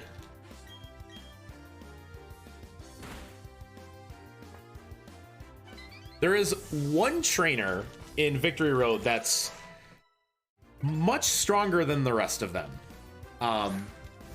The second to last trainer in Victory Road has 3 Pokemon. It's the one with the Tentacruel, the Golem, and the Empoleon. It's the only trainer in all of Victory Road that we don't one-shot every single one of their mons. But it's very strange because the Golem has Sturdy, so it's like, okay, well, you can't one-shot that anyways. But the Empoleon being a Steel type is also a 2-shot. So in total, it's like 5 turns, but we don't X special attack at the beginning because A, that's still 5 turns, and the Tentacruel can damage us pretty badly. So it's like, okay, get rid of the Tentacruel, that is a 1-shot, and then just pray you don't get Earthquake from the Golem, because it can use Sandstorm, which is what you want to see. Yeah. If you get Sandstorm, it's pretty safe. It's like you just can't be dealt enough damage. But if you... I think it has Heavy Slam too. Yeah, Heavy Slam it's a little less damage than Earthquake, but still puts you in KO range for the Empoleon to use Brine, which is a move that does double damage if you are already less than half HP. I think it's double. Yeah, I think it's 50. I think it's 55 power, and then it's 110 if you're below half. If the opponent is below half, not the user. Right. So it's kind of weird. It's the TM that Wake gives us. Yep. And Wake is like, hey, be decisive when you finish. So it's like if you're doing chip, chip, chip, all of a sudden you have a way more powerful move. Well, we don't want to get hit with Brine, so we would have to like heal, and then like you can get Swords Danced on, and it's like, ooh, it's getting a little scary now. Oh, and the Empoleon has Aqua Jet. So Swords Dance Aqua Jet, that also does hurt. That would hurt. But there's just no good way around that fight. It's just super awkward. So it's like, I'm just going to click the Psychic button 5 times and hope everything's good by the end of it. This trainer is weird because you can technically skip him, but it would be a glitch. It is much more difficult to skip, but I'm going to try. So normally he would proc a battle, but if I try real hard, I can just surf and I'm past him. But since this is a glitchless category, you must fight this trainer. Yep. I got that twice in a row, by the way. That's awesome. Yeah, it's kind of inconsistent. Like using turbo, sometimes I get it, sometimes I don't. So like that sort of shows the inconsistency with it. But it is slightly faster to skip and come back to fight because you don't get the little exclamation point. Yeah, and that's where I usually say, like, if I'm on a record run, I actually don't try to get that glitch because it feels a little bit like a gray area.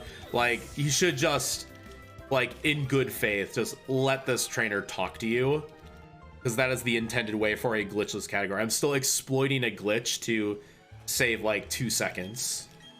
And I would feel a little bad about that if I was trying to do that in, like, a record pace run. But I just wanted to show that off, that there is still glitches in this game if you try hard and believe in yourself. I'm going to pick up a very important TM. This is Dragon Pulse. Yep. Dialga does naturally learn Dragon Pulse, but not the level we need him to. So we're going to teach that pretty much immediately. Very powerful. It's like, what, 80 power? 80 or 90 power dragon? I think it's 80, yeah. 100 accuracy, special attacking move. Great for both Dialga and Palkia. Yep, both routes grab it. You can skip it with the Palkia route, but it's a bit dicier. But yeah, just really quick while we have this one last trainer before the hard battle. That being able to skip that trainer, that was actually something that would extend into a different glitch where you could surf on land. But they patched the surf on land glitch, but they didn't patch the ability to still get past the trainer, like, which is kind of weird. A lot of people thought when the latest patch came out that like this was just not a thing anymore, but it turns out it is. So, which is weird because when the patch came out, I got it 3 times in a row, and I'm like, oh no, it's still easy. Everyone's like, no, it's not, and then I never hit it again until Friday, and then I got it 2 in a row again. Yeah, this is the weird trainer. I'm going to click the Psychic button 5 times and hope I win. A good win condition is to see Sandstorm from the Golem, because that means he ain't doing damage to us.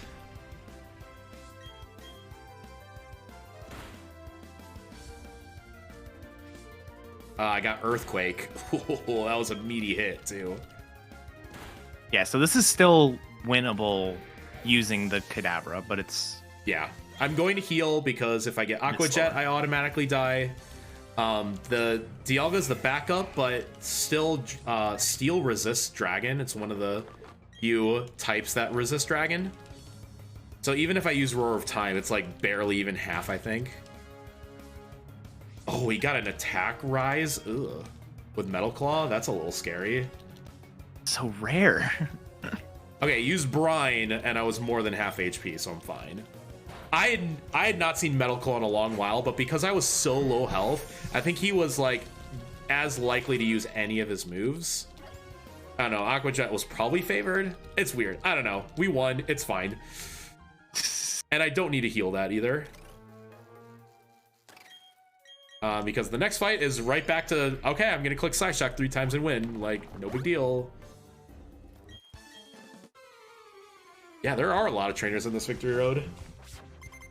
It's one of the most, this and Gen 3 probably, have just so many trainers in Victory Road. There used to be where, like, I was gonna say Gen 1 is like there's none. I was gonna say there used to be trainers in Let's Go, and then you guys were just like, By the "That's way, a we wanna skip those? suggestion."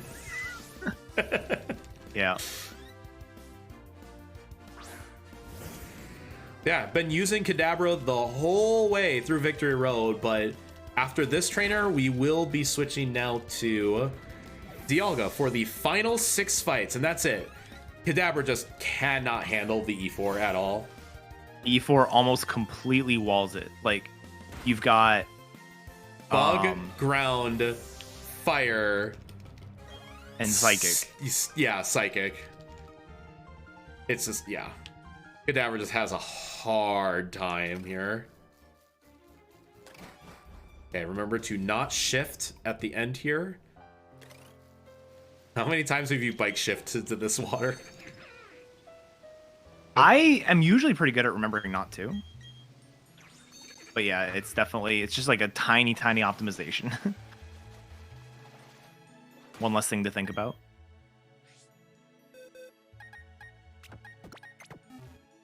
Can I teach TMs from this menu? Yes. Oh, hell yeah. Cool. That's the first time I did it from that menu. I was like, I think you can. All right, 6 fights to go. Oh, there is one more shopping. I'm gonna grab like a couple full restores, like Just a couple. just in case. 43, perfect. Okay. Just a couple. That's okay. This is by far my least favorite berry fight. He crit me when I was on 318 pace, and I'm still mad about it to this day. So we're gonna defeat Det one more time and really solidify our dominance over it. Pressure does come in handy on this fight specifically. Means that we can only get hit with close combat 3 times instead of 5. I will risk 1 crit and not 2. We will live from full if we get crit, but not from this HP. Rain Dance turn 2 is better than turn 1. Okay, good. So this was the turn I got crit on my 318 pace, and I got real sad. And you don't even need to risk it anyways.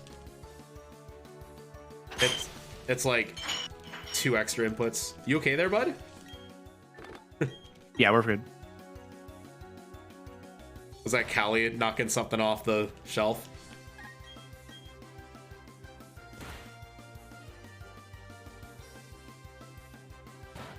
Yeah, so after because of pressure, yeah, only can get hit with close combat 3 times. He's out of that move usage. Then Pluck does nothing. And going into the next fight at this HP is actually totally acceptable. Because Aaron, in almost every case, as I found out in practice, almost every case you can't die, but there is... I did discover a way to die to Aaron. It's amazing.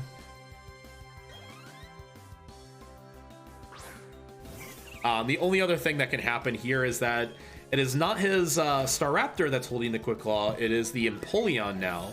So the Empoleon might want to use like Brine or something against us. Would do a little bit more chip damage, but unless I get crits, I still wouldn't die from this health, but I may want to heal into Aaron. But that's like the only variable in this fight.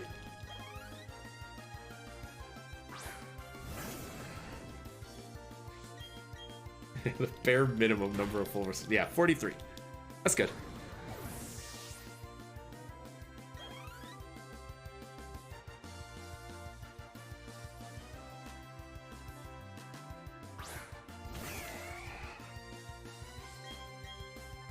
Okay, and we did not get Quick Clawed. All right, take that, Det. We're gonna defeat you. I did it 5 times today.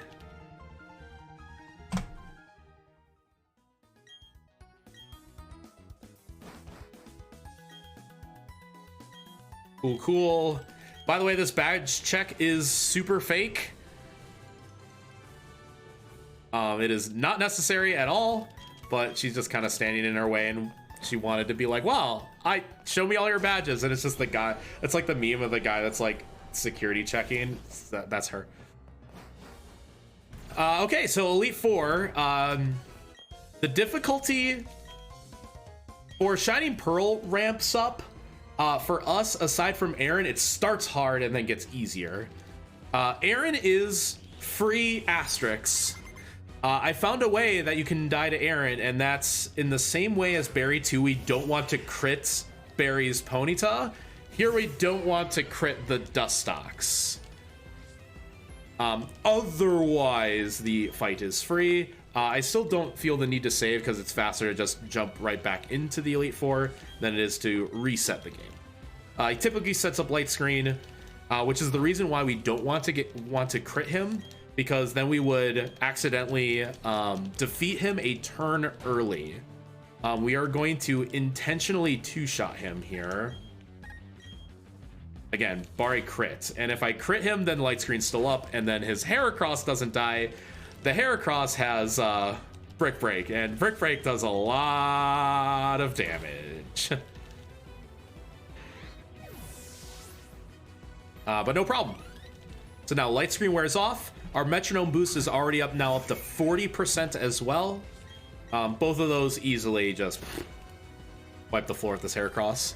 I'm going to switch to Dragon Pulse now to get a Dragon Pulse metronome boost and save some PP usage for his Drape. Actually, it's Vespiquen, I think, is the problem here. Vespiquen's the hard thing, yeah. Yeah. But not Beautifly.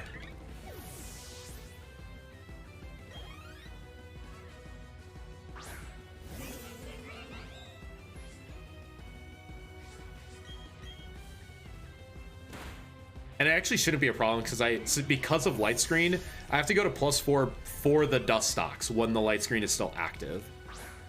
Otherwise, +2 I think is fine for Vespiquen. I believe that's right, yeah. Yeah, and then from here it's just managing our move usage, because I had to use Dragon Pulse 7 times on Barry, and I only had 3 usages for Aaron. So now I'm out. So I'll have to ether that move on this menu, which is totally safe, but it still freaks me out that I can just mash and I will do that plus the full restore. Yes. But it still freaks me out to this day to see it like that, because it goes bam, bam, bam. See, I still take it slow, but it's like totally safe. It's like the opposite of every other time you have to use an ether, and it's like, don't mash A, it's in slot 3. I know. Set the Let's Go and the Oras runners. And here, that's why we put Dragon Pulse in the first slot, so you're just like, I'll definitely show, it freaks me out, but I have to do it again before Lucian. That time it's like super safe, so I'll show how fast it is to ether and heal. I love this Quagsire. This Quagsire, okay, crit us with Earthquake. And we're gonna hope we don't get crit with Earthquake. I do survive from full. I should mention that. We would survive a crit from full, but I have to risk. Oh, my defense must be real low. Oh, God. That is... Glad I healed, because I definitely would have died. My HP defense combo must be really low. I got crit. Cool. Is that the first reset? No, second, because I missed the 15 and 16 on Wake. Oh, right, yeah. Way back when, but it was a very good run up to that point. This was like 336 pace. Nice. Until then, now it'll be like 338. That's no, right. it actually might be a little better still, because my E4 average splits are messed up because of all the... I've died a lot in the E4. Yeah. In practicing. We'll try again. I still love Quagsire. But yeah, Quagsire Earthquake. My defense must be very low. That or my HP. I think it's my HP stat. Yeah, I'm not sure. I don't remember the stats. But knowing that, I probably have to go +4 defense for Flint instead of +2. This might be a little too risky. All right, we'll try again. Yeah, that did 60 damage. I'm gonna keep track here. My defense is okay. Oh, that did a... That is 62? Yeah, he's doing 62. So I'm on like the lower half of the defense. It's not minimum, it's like 3 to 15 IV. Okay. That was a pretty low roll. I think it's my HP that's very, very low. That feels like that's the problem. Okay, we're through the Quagsire, but we're not through the fight. The next Pokemon is Golem. Golem also has Earthquake and Sturdy, so we need to two-shot this Golem. And we have to always break Sturdy or Focus Sash with Slash, because we do not have any extra Dragon Pulse usages. We always get hit with Earthquake, because this Golem is fast, by the way. Like, this Golem is... Yeah, this Golem is stupidly fast. It's a speed EV invested plus speed nature. So it has like 111 speed. It's like fighting a Golem, except the Golem's at the top of a hill. So it is an insanely fast... And then it will just use Rock Polish on us and outspeed anyways. So even if he doesn't go for the Earthquake turn 1...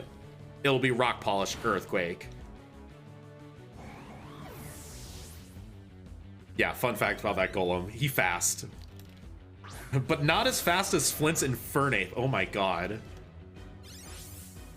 Flint's Infernape is 204 speed or something? That sounds right, yeah. It's really fast. Okay. Second try, Bertha. Not too bad. Live that 12 HP.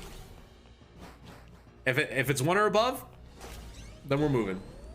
So this fight is, while Bertha's the scariest fight, like in terms of number of times you can get crit, it's like almost Norman levels of getting crits. Seriously, this fight is the most complex.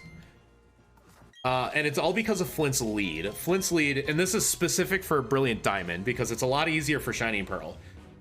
For this fight, Flint isn't so much the fire type gym leader, he's more like a fighting type gym leader, and we are weak to, well, really kind of both, but mostly fighting. His Rapidash has Flame Charge, so it will always increase its speed, will never outspeed it.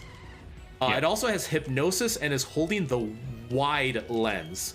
So its Hypnosis chance is really high. It's like 70-75% chance. So I'm anticipating getting hit with Hypnosis and probably having to like break out of it. Otherwise he could just re-hypnosis me and it gets slower. There's the Hypnosis. 1 and 2. His Ace, the Infernape, not only is fast, but is holding a Focus Sash. So we cannot one-shot it. It has close combats. Yeah, even though there's no Sturdy on this fight, kind of like Sturdy. We just needed... That's the only turn that we're really risking getting crit on. But there's also like a... As I just double check. Okay, and I didn't get Hypnosis, so I'm totally fine. There's also a threshold where the Infernape has Mach Punch. So I want to make sure that I can survive getting hit by Flame Charge, getting hit by Close Combat, and also potentially getting hit by Mach Punch. So there, I have to add 3 moves together to find a minimum HP threshold that I'm allowed to start attacking. So that's what makes this fight complicated. And there, you can try it at +2 defense and survive. I think my defense HP combination is a little weak, so I went +4 to be a little safer. And if you do go to +4, then you can try to just naturally break out of Hypnosis, because it only lasts 1 to 3 turns. So I did the safe route here, and he didn't even use Hypnosis on my attacking turn. So this is, and again, I have to use Slash and not Dragon Pulse. Here's a Close Combat, and we did not get crit.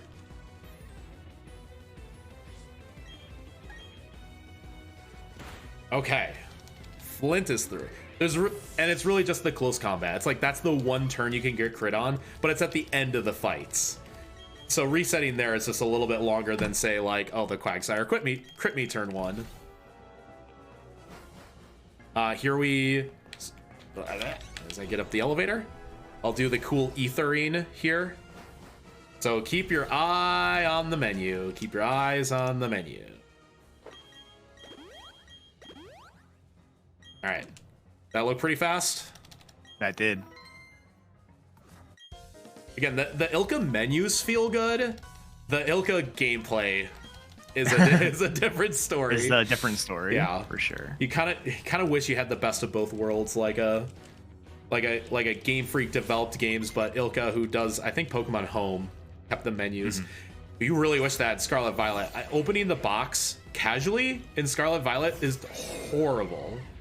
It's just it lags so badly. I mean, there are other lag issues, really but so here's Flint.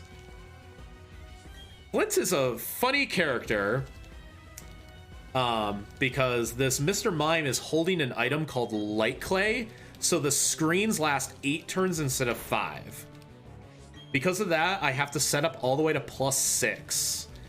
And then using a super effective flash cannon is still a range at low-ish special attack. I think that was 6. Yeah, that would be. It wouldn't die if it was. It has to be. It has to be. If it died, it's definitely 6. My special attack is very high too. Yeah, I think at like if you're not 20 IV, and remember I'm plus nature in special attack. So in like, if we didn't have the synchronize ability, that would always be a range, or it would always be a 2-shot, unless you got very lucky and you had a very high special attack. We let the Alakazam outspeed us. It has Future Sight, and we will never see that damage. It would proc after we defeat the Bronzong, but the fight is over. So the worst that can happen is we get hit with Psychic, and at this HP, not even close. It does no more than, I think literally the maximum roll with minimum special defense is 38 without a crit.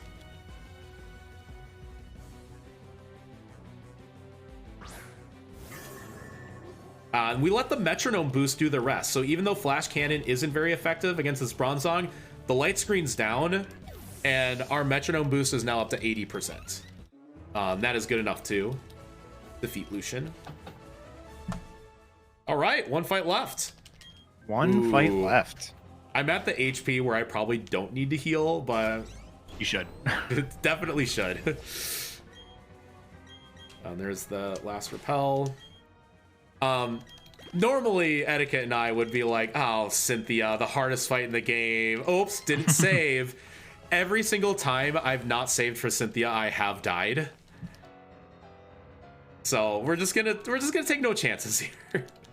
But Cynthia, we take advantage of her AI by baiting out Sucker Punch while we're setting up, which would do no damage. Basically, the Spiritomb lead has 4 moves. It has Dark Pulse and Shadow Ball, which are both really powerful special moves. It has Psychic, which is both not very effective and not stab, so it's never going to go for Psychic. And then Sucker Punch, which is a physical move. Now, we're going to set up an X special defense, which is going to make all the special moves do less damage. And because those special moves are now doing less damage, she should prioritize Sucker Punch, which she did here, which does nothing because we're not attacking.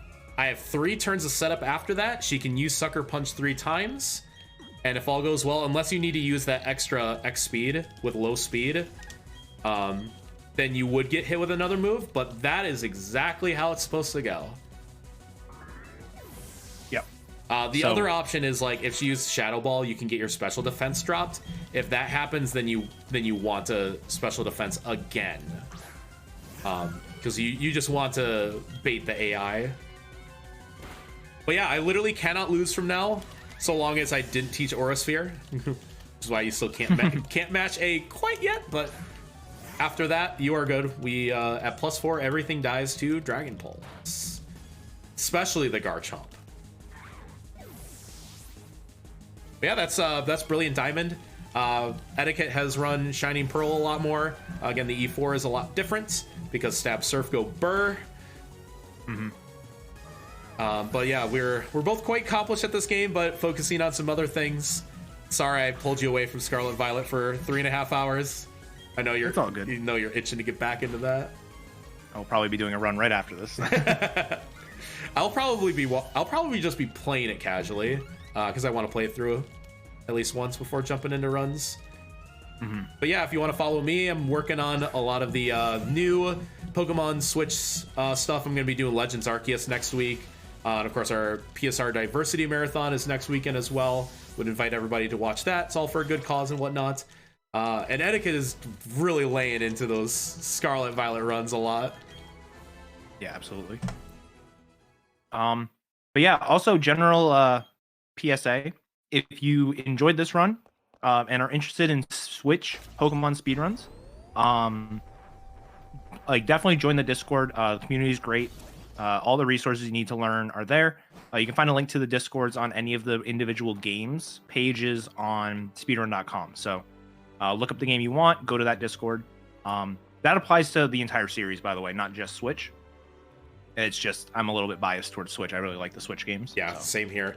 And like Etiquette and I, we'll both help you out. If you have any questions about why does the AI do this, I still ask Etiquette questions all the time about like AI quirks and how fights work, and not just like where are the notes to the run, but like understanding the run. We are all super grateful to help you out because our community is so fun.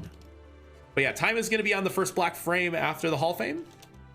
And that will be that. This is still a fine marathon run of this game. Still beat your GDQ time. Yeah, no, this is a great time. That's like the baseline of like, okay, now we know it was good. All right, time is going to be on the black fade out here. And time. Perfect. I got a 336 flat on my end. Yeah, that was Pokemon Brilliant Diamond. BDSP is, if you can get over the movement, is actually quite a fun game. It's super nostalgic. Yeah, if you want to go for like top end runs, you would play with the music off, but you're allowed to play your own fun music. And we see people get creative. There's a tool to just play the music while you're playing the game. That's how great our community is. It's just like, oh, this is a little inconvenient, but like someone was smart enough to be like, listen, we got to work around. If you want to hear the Cynthia theme when you're playing Cynthia, we got you covered. Also, Drifloons. If you want to make a good Pokemon game, add Drifloon into your game. May will love your game. It's true. But yeah, thanks again to Etiquette and everybody at PSR Diversity and all of our friends and all of our communities that have just always been there for me, especially, you know, speedrunning and whatnot. So yeah, thank you. Got anything to say, Etiquette? No, nothing really new. Follow T-Pat. Go follow T-Pat now. Yeah, that's all. And we got another run. It's Alpha Sapphire is next. With Fortunate. Stick around for that. Yeah, stick around for that. That's a fun run. You know, the cooler people watch Oras apparently. So yeah, thank you very much, everybody. Have a great rest of the marathon, and we hope to see you all super soon.